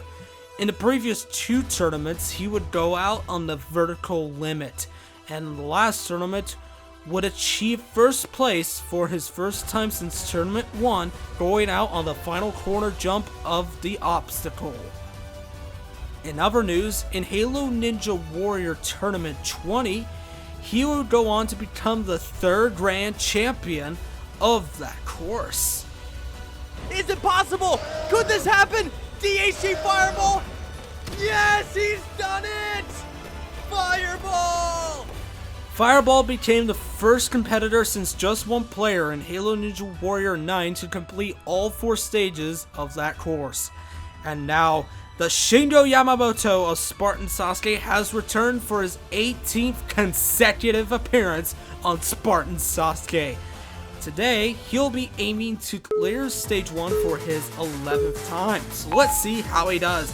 DHG Fireball, the next to last competitor to go, one of the most likely competitors to reach stage 4 in this tournament, having achieved total victory on SMOKEY Massacre's course. You know he wants to do the same here on Spartan Sasuke. He's got a long way to go before he can worry about total victory. He's got to get through the stage 1 first. And nicely for the TIE Fighter, jumping spider now. Fireball gets a good jump into it, going quickly for this jumping spider as well, wasting no time at all going into the mix and match. Fireball, he was struggling a little bit in practice with this obstacle, but he's gonna make it count here on his actual run. Alright, Fireball, looking into the warp wall. Fireball, does not get up it in 1, but he's still got time. 34 seconds left, he's still not up it. Fireball, the clock is ticking, less than 30 seconds, but he's up it now. He should have enough time, but he's got to keep up a good pace on these last 2 obstacles. The warp wall cost him a bit of time, and now he's going to run straight into the floating orbs. DHG Fireball is going to be the 12th competitor this tournament to clear stage 1, and clears with 9.9 seconds left on the clock. DHG Fireball, clearing the first stage for his third tournament in a row. Well done, Fireball. He struggled a bit with the Warp Wall, having to get up it in 3 attempts, but nevertheless, Fireball was able to power for the rest of the stage to clear stage 1 for his 11th time. Well done, Fireball.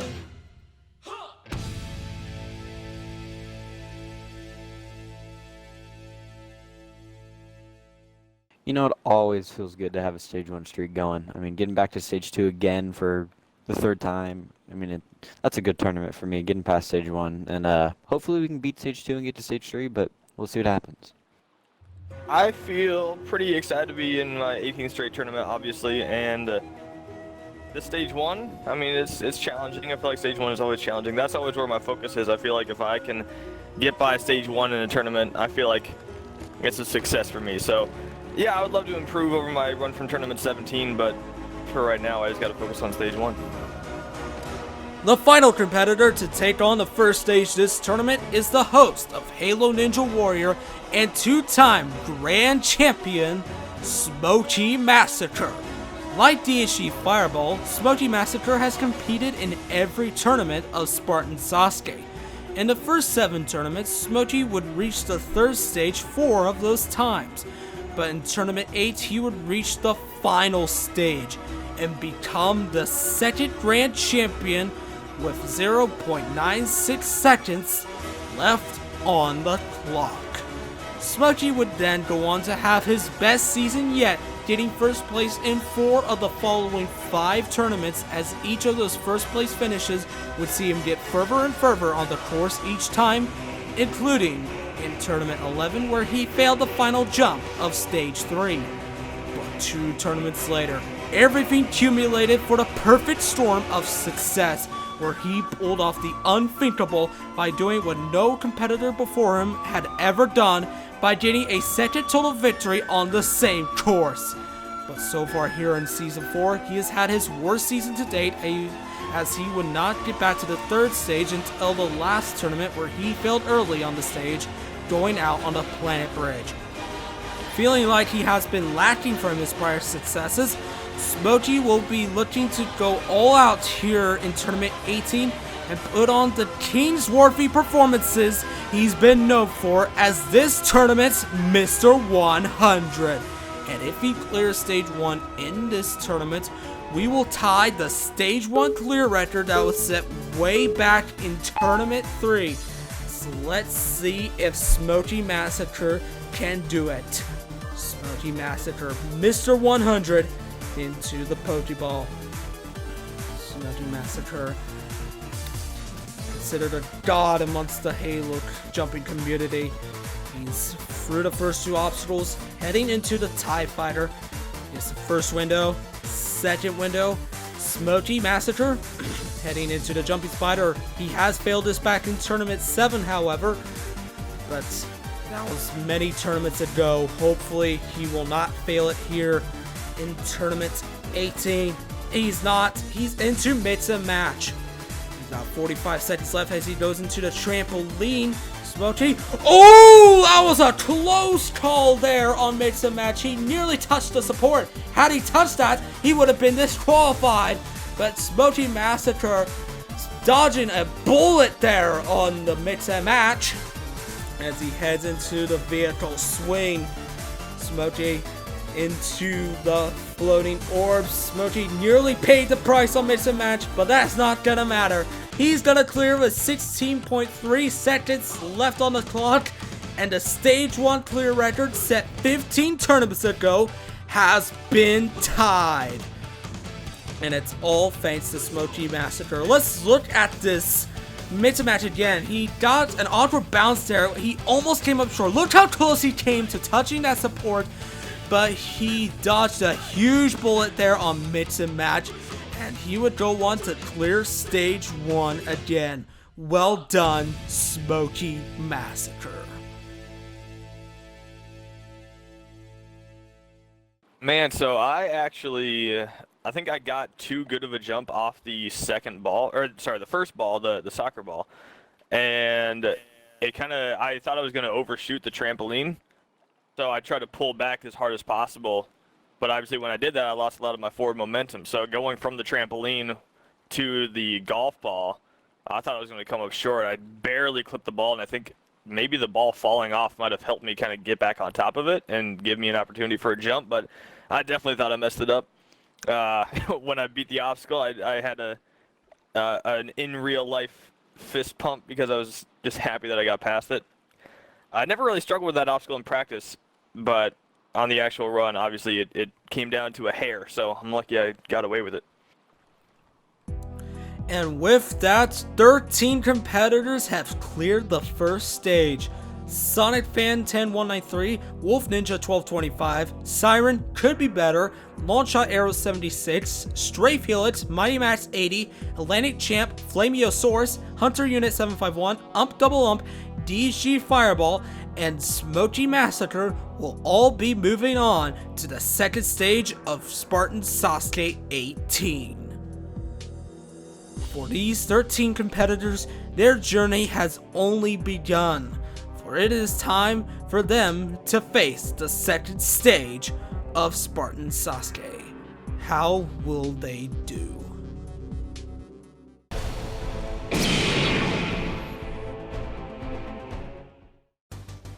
It honestly feels great. I mean, you know, I certainly didn't expect when I first started this thing to already be here, you know. I'm hoping it does. I'm a little nervous. The salmon ladder right now is kind of scary. Every obstacle on here is pretty scary, but the salmon ladder is the one I'm worried about the most. I'm really hoping I can get past it, but we shall see what happens. Honestly, after practicing, I'm not really feeling confident. If you're not watching the live feed of this video, then I would just go ahead and skip past my run, because it's probably not going to be pretty.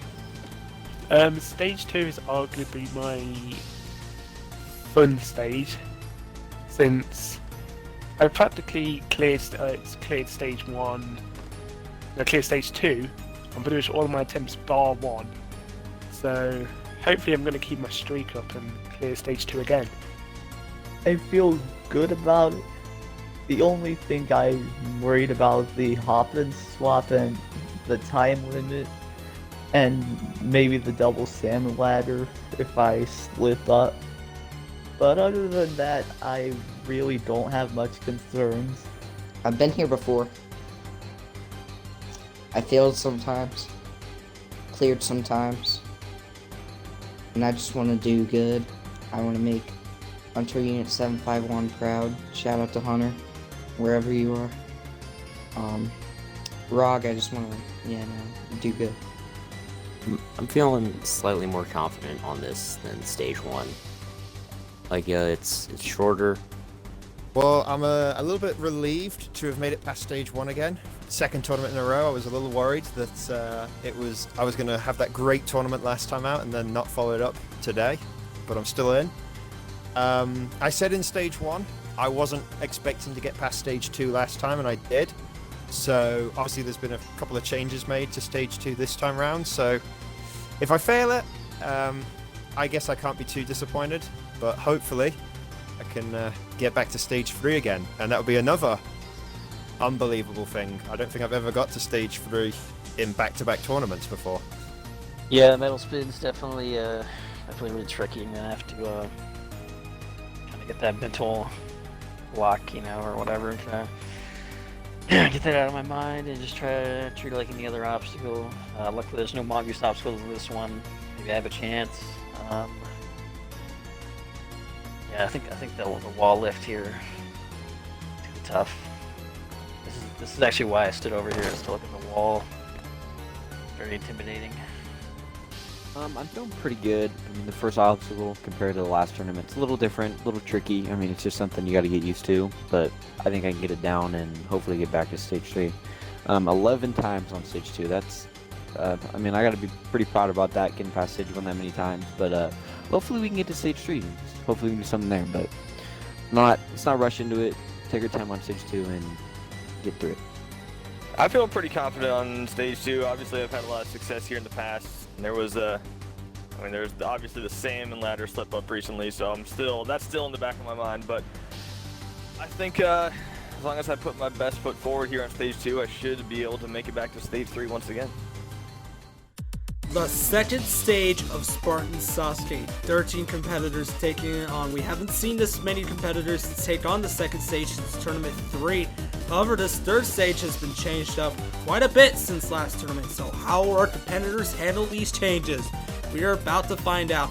And kicking it off is the regular Sonic Fan 10193. He's the only regular taking on the second stage this tournament, as he cleared stage 1 for his first time this tournament. He'll have 90 seconds to complete 6 obstacles, beginning with the new first obstacle, the cross slider. And he's gonna dismount from that nicely, heading into the double salmon ladder, but he slips off the first pole, and our first competitor already out. Alright, next up we have Wolf Ninja 1225, making his landmark 10th appearance on Spartan Sasuke in his 3rd time on stage 2. He struggled with the salmon ladder, failing at both of his previous 2 times on stage 2. The salmon ladder, not really good at that obstacle. And he was able to get up a few runs, however, last tournament. Let's see how he does here today. Will 3rd time be the charm? Oh, gets a good save there. But still struggling to get up to that second ledge. Wolf Ninja, he still can't get up it. This is sad. This is just utterly sad, seeing Wolf Ninja just not being able to complete this obstacle. It's depressing, I'm telling you.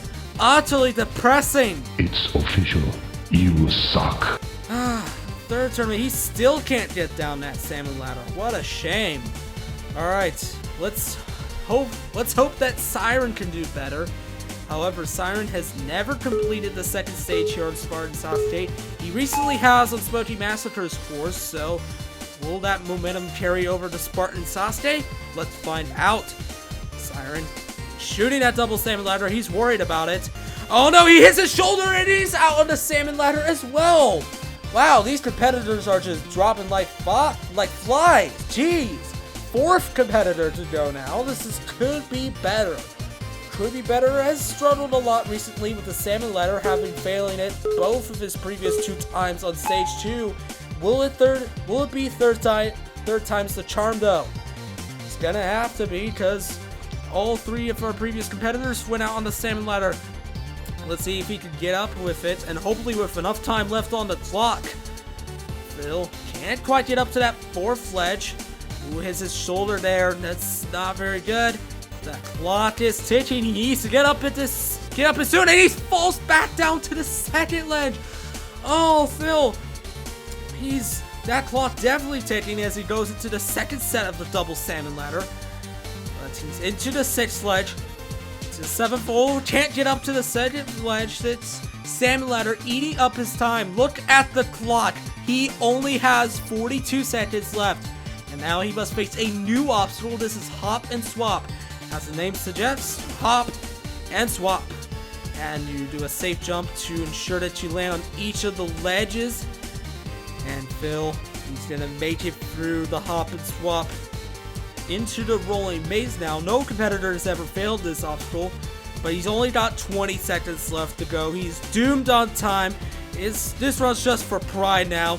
Having to do a little safe jump there, a bit of a close call. The klaxon now sounding. Can he at least get through the metal spin though? No, he can't! Phil is out on the metal spin. Double whammy. Both the time limit and the metal spin has cursed his run, and he's out on stage 2. And now we have Longshot Arrow 76 making his 2nd appearance on stage 2. Last time, tournament 16, he came very close to defeating the 2nd stage, but went out on the last obstacle, which at the time was the speed log. It has been replaced with the wall lifting this tournament, which has been in season 2 before, but it's a new version here on tournament 18. We'll get a good look at that once somebody gets there. Will be Longshot. Hopefully. He's struggling a little with the salmon ladder. Can't quite get up to that 8th ledge, but at a better pace than could be better. But he's gonna have to keep up a good pace on the remaining obstacles. Longshot Arrow can't get to the 2nd ledge on Hop and Swap, and another competitor out on stage 2. 5 competitors down. Next up, Strafe Helix. Can an all-star break this losing streak? Let's find out. Hopefully he can, because he's only failed stage 2 once before back in tournament 10. Let's see if he can clear it in here in tournament 18. Strafe Helix looking into the double salmon ladder. And he's going to spring jump up these ledges. It gives you more height with your jump, but it is a rather tough technique to pull off. But Vulcan making it count.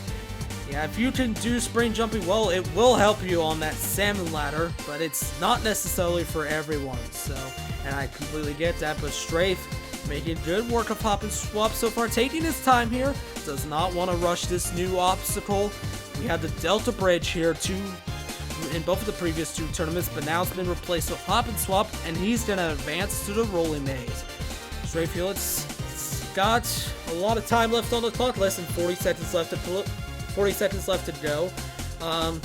About as much time you want for these last few obstacles. 30 now going into the metal spin. We just saw Phil go out here earlier, and Strafe's gonna stick the metal spin and into the wall lifting. He has to run up to the wall and spam crouch to lift up the walls. And they get slower the further you progress. Strafe Helix has got a clear stage 2 with 9 seconds left on the clock. Well done, Strafe Helix, going back to stage 3 this tournament. But the success didn't stop there.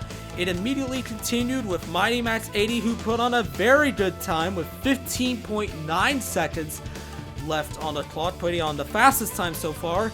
Atlantic Champ then followed suit with the 3rd clear on stage 2 this tournament, and he would go on to clear it with 7.4 seconds left on the clock. And then that was followed up with Flamiosaurus, who had a bit of a close call here. He's running low on time going into the wall lifting, but he made it count as he cleared with 1.5 seconds left on the clock.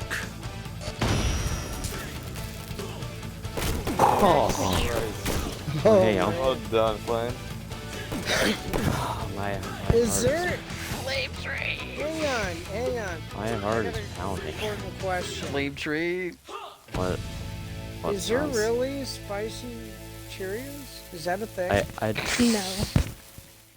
I'm glad I didn't choke it. Okay, Ninty, shut up. Shut up, Ninty.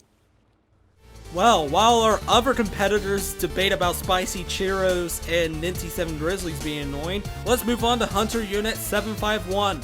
He's making his 8th appearance on Stage 2 today, and he's looking to make it 50-50 here on Stage 2, hoping to get his 4th clear on the 2nd stage and hopefully move on to the 3rd stage for his 2nd tournament in a row. However, this stage 2 has been pretty tough for some of our competitors, especially this double salmon ladder right here. It's taking out 3 competitors right so far. Hunter struggling to get up to that 4th ledge. Hunter, he can't get up to that 4th ledge. Come on, he's up it now. And now transferring into the 2nd side, and Hunter Unit is out on the double salmon ladder. Hunter Unit 751 comes up short of reaching the 5th ledge. Hunter going out much earlier than I expected, and for his 5th time, Hunter Unit 751 goes out on Stage 2. Oh! No! Damn. Oh, well. I guess that's, if there was one obstacle I was going to fail in the last tournament, I would have probably picked the salmon ladder, so I guess that's, I guess that's it taking its revenge. Well, we gotta hear from Hunter Unit. Well, I was up there. I was feeling pretty good. If there's probably one obstacle when I got back to Stage 2 last time, if there's one obstacle I would have had to have picked that I would have failed, it probably would have been the salmon ladder. It's just one of those obstacles, you know. You can clear it, you can fail it, and on this occasion I wasn't able to get past it, but I'm still happy. Yeah, this Stage 2's taken out a couple of people. A few people are cleared, and I guess the jumping gods weren't shining on me today, but I'm still happy with it. 3 competitors left to go here on Stage 2. Next up, the All-Star Ump Double Ump. Double Ump failed this stage last tournament, going out on the metal spin. Can Ump get revenge? He's got to get to the metal spin first. This double salmon ladder just took out Hunter Unit 751. Ump going for a similar spring jump technique to straight helix earlier. He's almost comes up short going into that second set. That was almost a near disaster, but Ump moving on to hop and swap. 60 seconds left as he's going into the second ledge. Taking his time here, probably shouldn't be taking this much time. 90 seconds, even though it may seem lenient, that you still want to make sure you keep up a good pace all throughout. But he's still got 40 seconds going into the rolling maze, so it should be enough time. Let's see if Ump can make it through here. He did so last tournament. If he can get through this, he'll now have his chance to take revenge on the metal spin. Here it is. Come on, Ump! And he's gonna dismount immediately. Double Ump getting his revenge on the metal spin, powering through the wall lifting. And Double Ump is gonna clear with 9.5 seconds left on the clock. Congratulations, Double Ump, getting his revenge from his failure in the last tournament.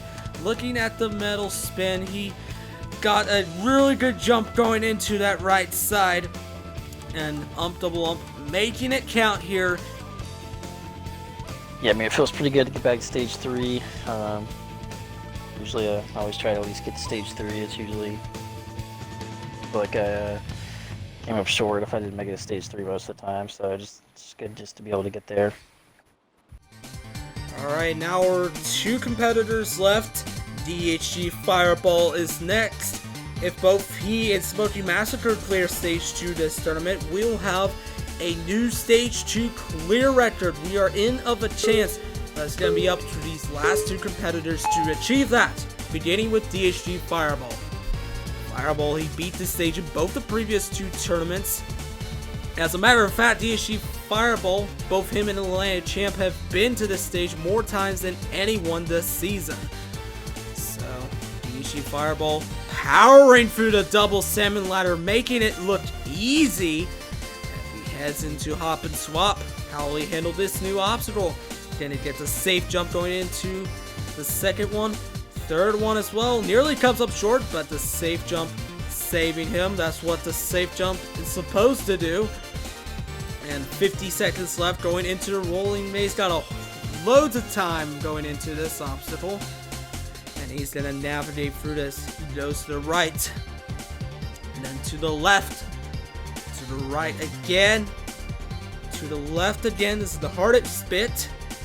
But Fireball's gonna attempt the metal spin.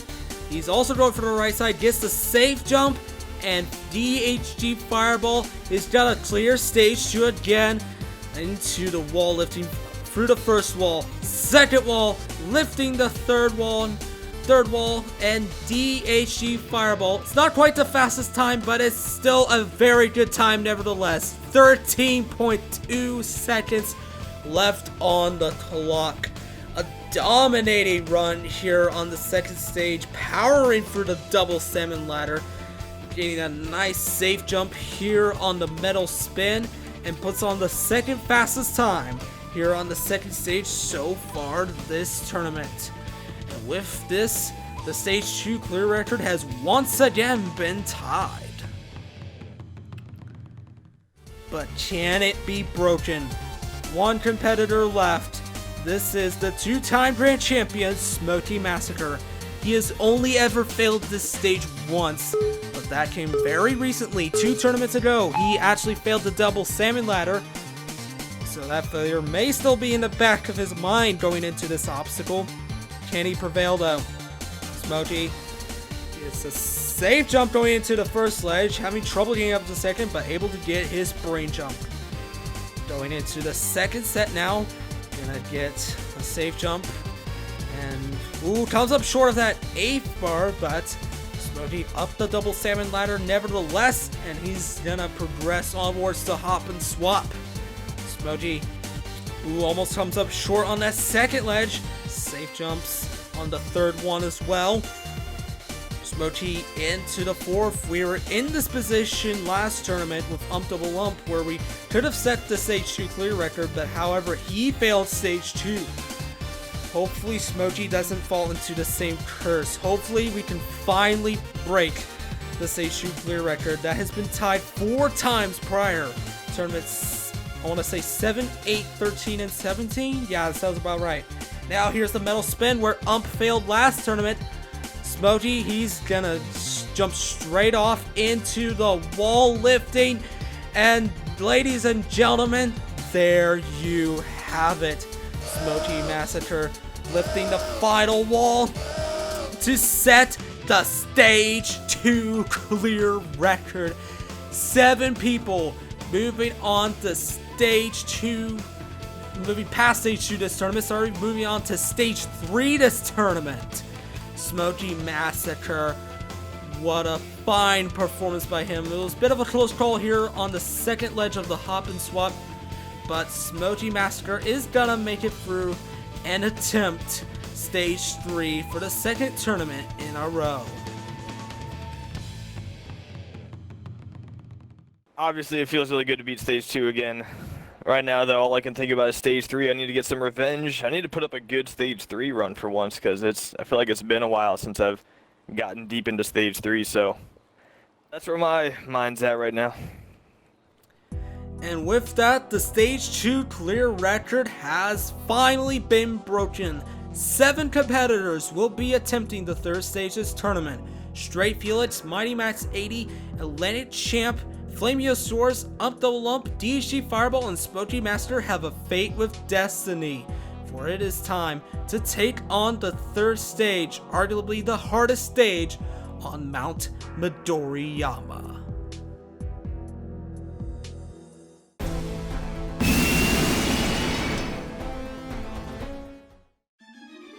Last time was a pretty hilarious fail, but hopefully this time I'm going to make it back to the Devil's Ring and my revenge and hopefully beat stage 3 for the first time in 11 tournaments.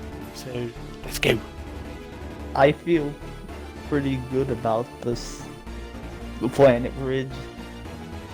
The rest of the stage in general, I don't know. I mean, I think I have a chance, but just gotta take it one obstacle at a time and see what happens.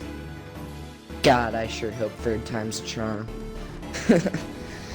If I get through it, I hope I can put on a valiant effort. I just want to get there again and give it another try. Basically, I feel the exact same as I always have on stage 3, which is God help me. And like I know that I have the ability to at least get past the cliffhanger, but it's just a question of if I can do it, like now. Stage 3 is so difficult, I probably don't have the best of chances, but I think I can get pretty far. I mean, obviously this last obstacle was a menace. It took me out the last time I was here, so I'll be that far. It'll certainly be a real challenge to get past. No, I'm feeling pretty good to get pretty deep. I mean, the stage is tough. I mean, it was tough last tournament, it's been tough, it's still tough. But hopefully I can put together a pretty good run to hopefully take first place again. If not, get to the final stage, because that would be great. But just put up a pretty good stage 3 run and I'll be happy. I really want to get some revenge on the Planet Bridge. The way I went out on it last tournament, I feel it was a foolish error where I decided to switch up my technique kind of at the last minute. I shouldn't have done that. Honestly, I would love to get there again too. That Sidewinder before is no joke. So if I get past the Sidewinder, I'll be very happy. If I get past the Planet Bridge, I'll be even happier, and then hopefully I could make a push to get deep into stage 3, but it's going to be a tough one. The third stage of Spartan Sasuke, the final blockade between a competitor and stage 4. Now we have a record-breaking amount of competitors taking on the third stage. Will this be the tournament where we put a man on the tower for the first time in this season? We are about to find out. Kicking off the third stage of this tournament is the All-Star Strafe Helix. He beat the stage back in Tournament 7. That was 11 tournaments ago. And now he has a shot of getting back there. Strafe usually gets pretty far on the stage. And his first test is the hinge. He did not face this obstacle before, considering he did not get to this stage in Tournament 17. But he's making good work of his first obstacle. Strafe Helix through the hinge. One obstacle down, 7 to go.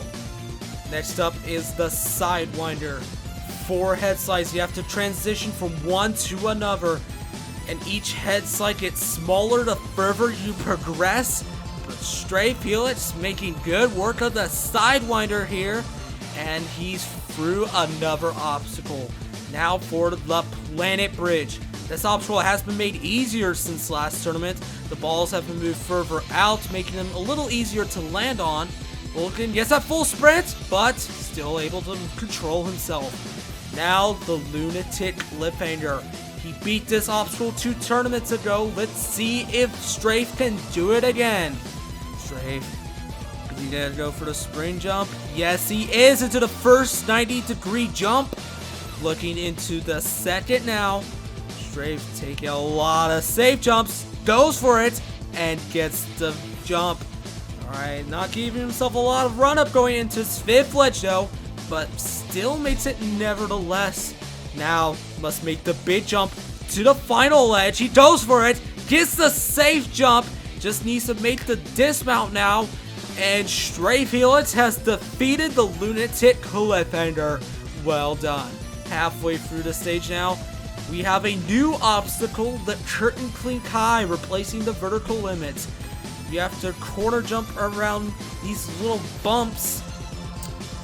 And Strafe Helix making good work of the Curtain Clean so far. One more left to go. Can he get this last corner jump? Yes, he can. Now looking into the hang climb. Strafe Helix gets a safe jump, but he falls off! No! Strafe fails mounting onto the hang climb. And Strafe Helix, that is not how he wanted to go out. Strafe, it's a bit of a close call here going into the 6th ledge of the Cliffhanger. But going into the mount, he got the safe jump, but just wasn't quite able to stick it. We haven't seen this obstacle in a long time as well. Obviously didn't graduate from the Safe Jump Academy. Bit annoying because I didn't get the Devil's Rings, so I have to wait till next tournament. Well, that's sad to see Strafe go out, but hopefully our next competitor, Mighty Max 80, can do good. This is his 3rd time taking on the 3rd stage of this tournament. However, he's never attempted the Cliffhanger. Last time he went out on the Planet Bridge, so let's see how Mighty Max 80 does here on stage 3 this tournament. 8 obstacles, no time limit. And it all starts with the hinge. It's the first corner jump. Looking into the second corner jump, Mighty Max beat this obstacle last tournament. Hopefully it won't be much of an issue for him. And now Mighty Max is gonna advance to the Sidewinder. He was a little worried about this obstacle in practice. Let's see if he can get through it here in Tournament 18. He beat it in 17. Let's see if he can do it again.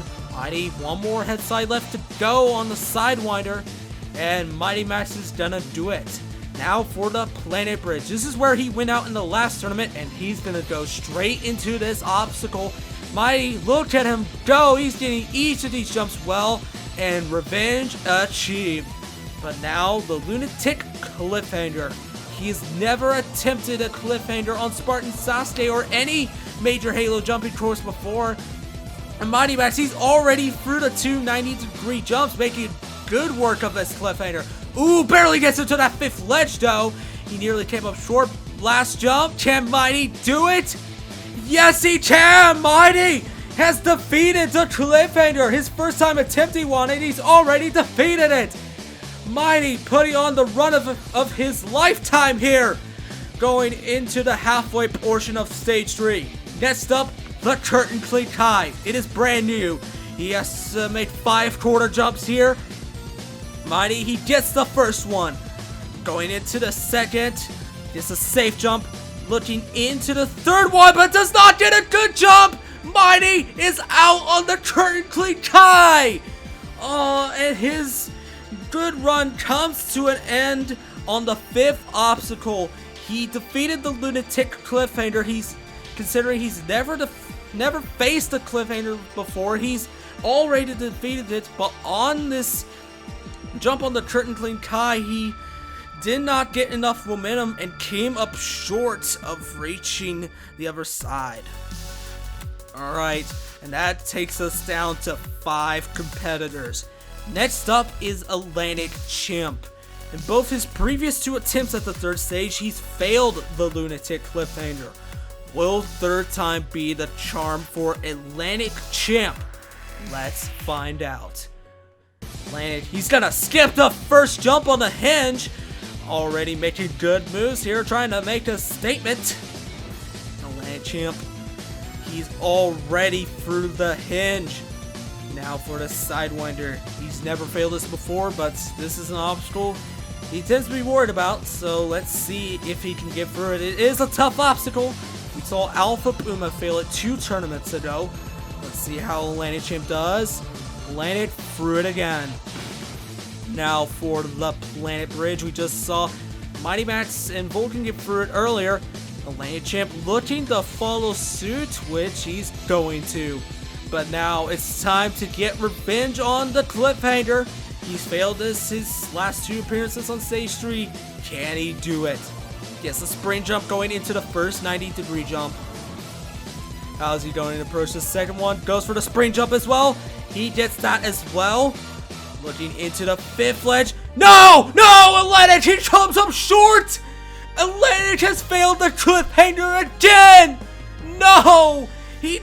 This is an exact replica of his failure in Tournament 14. He came up short of getting into that 5th ledge. He did not give himself enough of a run-up, and he's failed the cliffhanger again! No! No!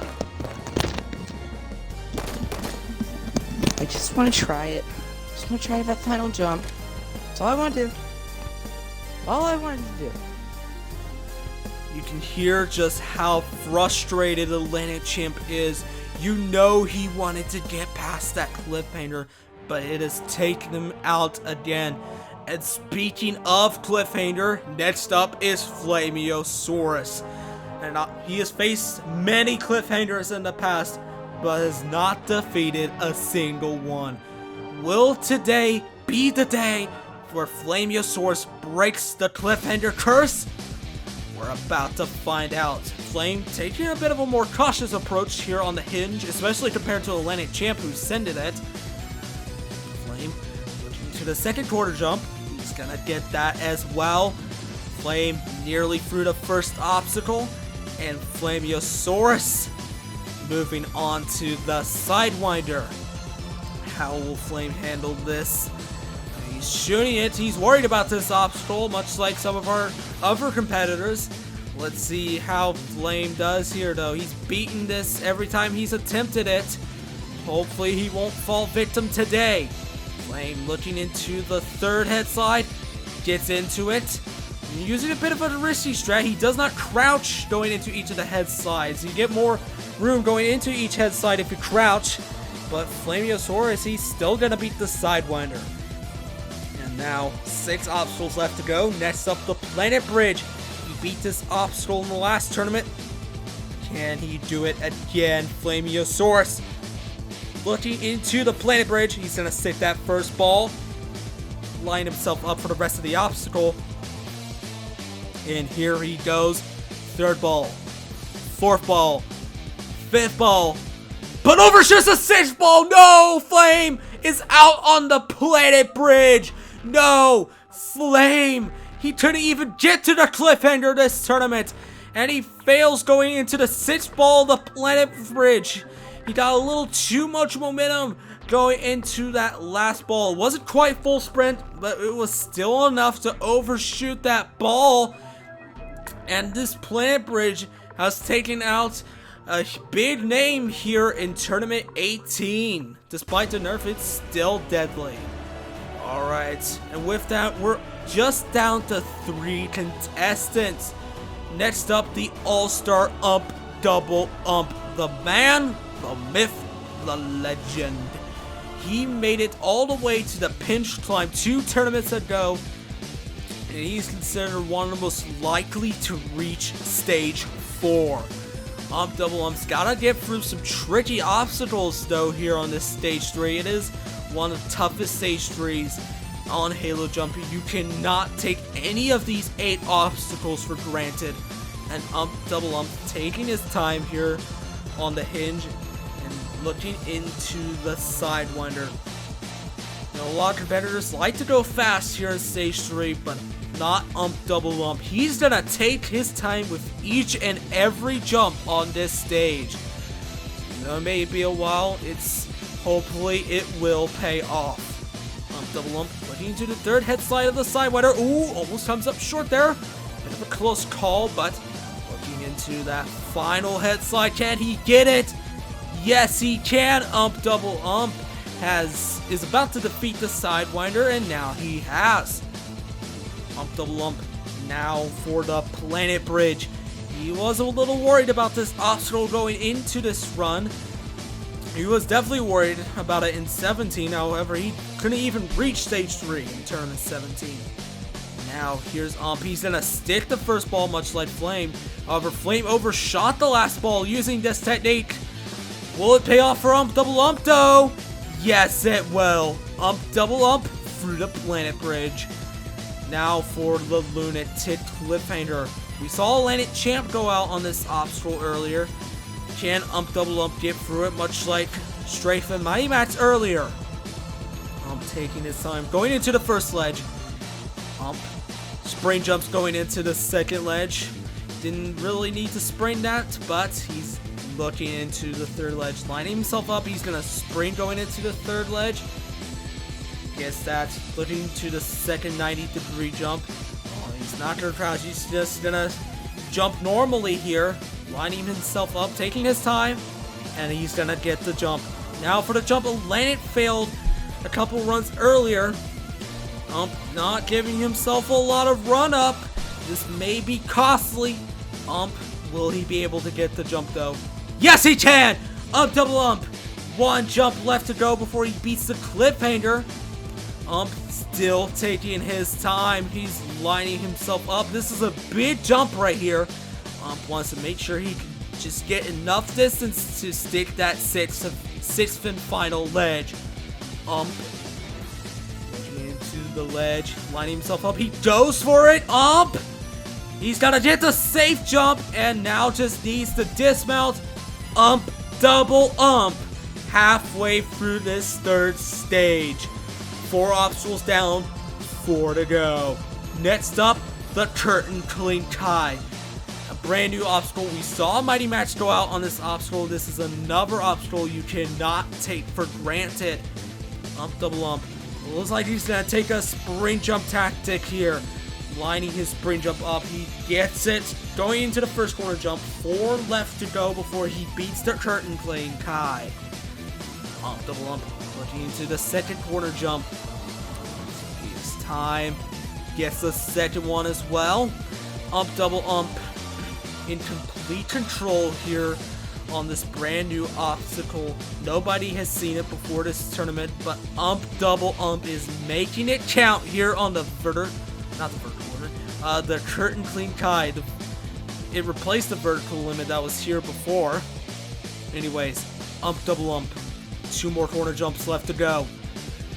1 more left to go now. Ump Double Ump. Come on. He's got to get this last jump.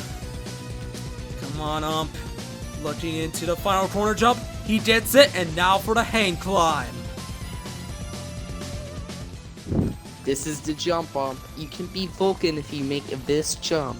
Beat the Vulcan. Yeah. And as Atlantic Champ just mentioned, if Ump can just mountains at the same time, he will be in first place. And he is Ump Double Ump into the hang climb. We have not seen this obstacle since Season 2, and this obstacle is exactly the same as it was before. but you cannot take it for granted. He actually failed this obstacle back in Tournament 5. Double ump, 2 more ledges left to go. Needs to sprint into this 5th one, and now needs to get a good crouch jump going into the 6th and final ledge. Up! That's the jump he failed in Tournament 5, and he's through the hang climb. Double ump, 2 obstacles left to go. It is about to go down. Double ump into the devil swing. You have to swing the pendulum back and forth several times to gain enough of a swing to reach that green bar. He's gonna punch the pendulum to get it to swing. It definitely makes this obstacle go by a lot faster. You can probably make this jump here on this cycle right here. He goes for it, and he's gonna get the safe jump. Just needs to get onto the second ring bar to complete the obstacle. Lining himself up. He just needs to get this jump to beat the devil swing. He goes for it, and he gets a safe jump. 1 obstacle left to go. This is it, the pinch climb. This is the scene of his heartbreaking failure. 2 tournaments to go. Can double ump make it to the final stage? Double ump. He's resting before he knows what's at stake here. Can he do it? Here he goes! Double ump into the first ledge. He's into the second ledge. Looking into the third ledge. Double ump. No! No! Not again! No! Has failed the pinch climb again! He's failed it! No! Double ump. He's failed earlier than he did 2 tournaments ago. No! Double ump has heartbreakingly failed the pinch climb for his 2nd time. No! He is in first place as he was able to mount onto the hang climb. But double ump, he wanted more than that. He wanted to get to the final stage for his 5th time on Spartan Sasuke. Let's see what went wrong here on the pinch climb. Yeah, it just looks like he got a bad jump off that second ledge. At least we can see here from this angle. Wasn't quite able to reach back to that 3rd ledge. This is heartbreaking. We have to hear from double ump now to see what went wrong on the pinch climb. I don't know, I just couldn't get on that 3rd one. I don't think I was necessarily high enough. Like just jumping off the green bit, I didn't get the best of jumps. Came a little bit short. It's just kind of like a self-fulfilling prophecy. I said it was like the one I was going to worry about. It ended up getting me in the end. What a heartbreaking way for double ump to fail out on the pinch climb again. That is so heartbreaking. But all hope is not lost. We still have 2 runs left to go here on stage 3. Both of these last 2 competitors have a very good shot at reaching the final stage. Next up is DHG Fireball. I predicted DHG Fireball in the Tournament 18 predictions to reach stage 4. Let's see if he can fulfill my prediction and go all the way. DHG Fireball, unlike he's gonna go fast. Speed is the name of his game here on stage 3, and he's making quick work of the hinge. Already into the Sidewinder, crouching into that first head slide. Fireball into the second head slide. Fireball did fail this a bit in practice. He wasn't able to get quite as far in many of his practice attempts. Could that hinder him in this run though? DHG Fireball now for the Planet Bridge. We saw Flame go out on this obstacle earlier. Hopefully Fireball won't fall victim to this. We're getting a lot of momentum here, but Fireball able to save himself. Now for the Lunatic Cliffhanger. He beat this in both of the previous 2 tournaments. He's gonna sprint going into that first 90-degree jump. Is he gonna sprint into the second one? Yes, he is. Now for the 5th ledge. He's into the 5th ledge. 1 more left to go before he beats this obstacle for a 3rd straight tournament, which he's done. already halfway through and straight into the curtain clean tie. DHG Fireball making moves here on stage 3. Going into the center ledge. No! Fireball! He's failed the 5th obstacle for the 3rd tournament in a row. DHG Fireball is out on the curtain clean tie. Yeah, with the vertical limit gone, I thought he would have gotten farther on this stage, but no, the curtain clean tie has denied him.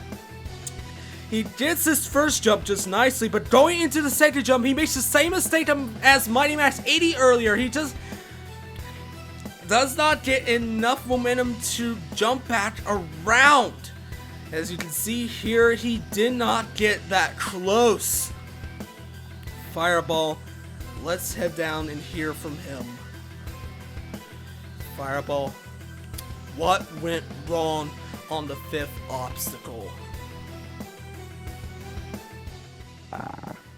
No, things happen. I hate the number 5 now. Like, it's officially my least favorite number. I hate it with every passion in my body. But you know, you gotta do better. We're gonna come back next tournament, and we're gonna beat that number 5, and we're gonna get to number 6. That's all I gotta say. And with that, we have come down to the last man standing. He is the 2-time champion and our last hope to see a stage 4 attempt this tournament. It is SMOKEY Massacre. And there's Double Ump wishing SMOKEY good luck. Double Ump, he nearly defeated the 3rd stage, but heartbreakingly failed near the finish line. SMOKEY Massacre will be looking to go all the way and potentially reach the final stage for his 3rd time. He is the last man left that can do it. Let's go, SMOKEY Massacre. SMOKEY Massacre, 8 obstacles, no time limit. Heading into the second corner jump with the hinge. He's gonna get that jump nicely. SMOKEY Massacre, it all comes down to him. If he fails anywhere on stage 3, then we will not have a stage 4 attempt for the 5th tournament in a row, which will be the longest amount of time we haven't seen a stage 4 attempt. Here he goes in the Sidewinder. SMOKEY, he jumps off short! No, SMOKEY! Ooh, jeepers! He saves himself! A godlike save on the Sidewinder! He's gonna have to attempt that again though! SMOKEY, he gets it this time! Oh my god, I think my heart just skipped a beat there! SMOKEY making it close here on the Sidewinder. He had a close call in the mix and match as well back on stage 1. SMOKEY Massacre, what a tournament it has been. But now for the Planet Bridge. He failed this last tournament. He's gonna mount onto the first bowl, which is something he couldn't do last tournament. But SMOKEY Massacre gets revenge on the Planet Bridge. And now for the Lunatic Cliffhanger. He's never faced this version of the Cliffhanger before. But SMOKEY, he's gonna get the first corner jump. Alright, SMOKEY looking into the second one. SMOKEY, no! SMOKEY has failed the second 90-degree jump, and that is it! Tournament 18 of Spartan Sasuke is over on the 3rd stage. SMOKEY Massacre out on the Lunatic Cliffhanger. And looking at the Sidewinder, this was an unbelievable save he had here on the Sidewinder. But it all falls apart on the Lunatic Cliffhanger. He got a bad jump going into the 4th ledge. And just like that, Tournament 18 has come to a close. No. So close. Game over. So close. I don't care. I beat the Sidewinder. I'm happy. Well, first of all, I would just like to say I'm very happy I got past the Sidewinder, and also I'm very glad I got a second attempt at the second transition. That was I got a little lucky there. Unfortunately, my luck ran out in the Cliffhanger. I just barely came up short of that 4th ledge. You know, I feel like I got a pretty decent corner jump. I could have gotten around the wall a little bit better, but didn't quite reach the corner that I was aiming for on that 4th ledge, and came up short. It was my first time trying that version of the Cliffhanger though, and I gotta say I'm just happy to improve over the last tournament and get by the Sidewinder again. in the same tournament where we tied the Stage 1 clear record and broke the Stage 2 clear record, all 100 competitors have still failed before the final stage. And right now you're seeing a demonstration of someone beating the pinch slime. So had anyone gone through those four ledges, you would then press that switch to lower the wall, where you would then attempt the final jump and a chance to reach the final stage of Spartan Sasuke. But that will have to wait another tournament. We'll see if anyone can do it next time. I'm RPG445, and we'll see you this summer for the final Halo 5 tournament. Farewell, everyone!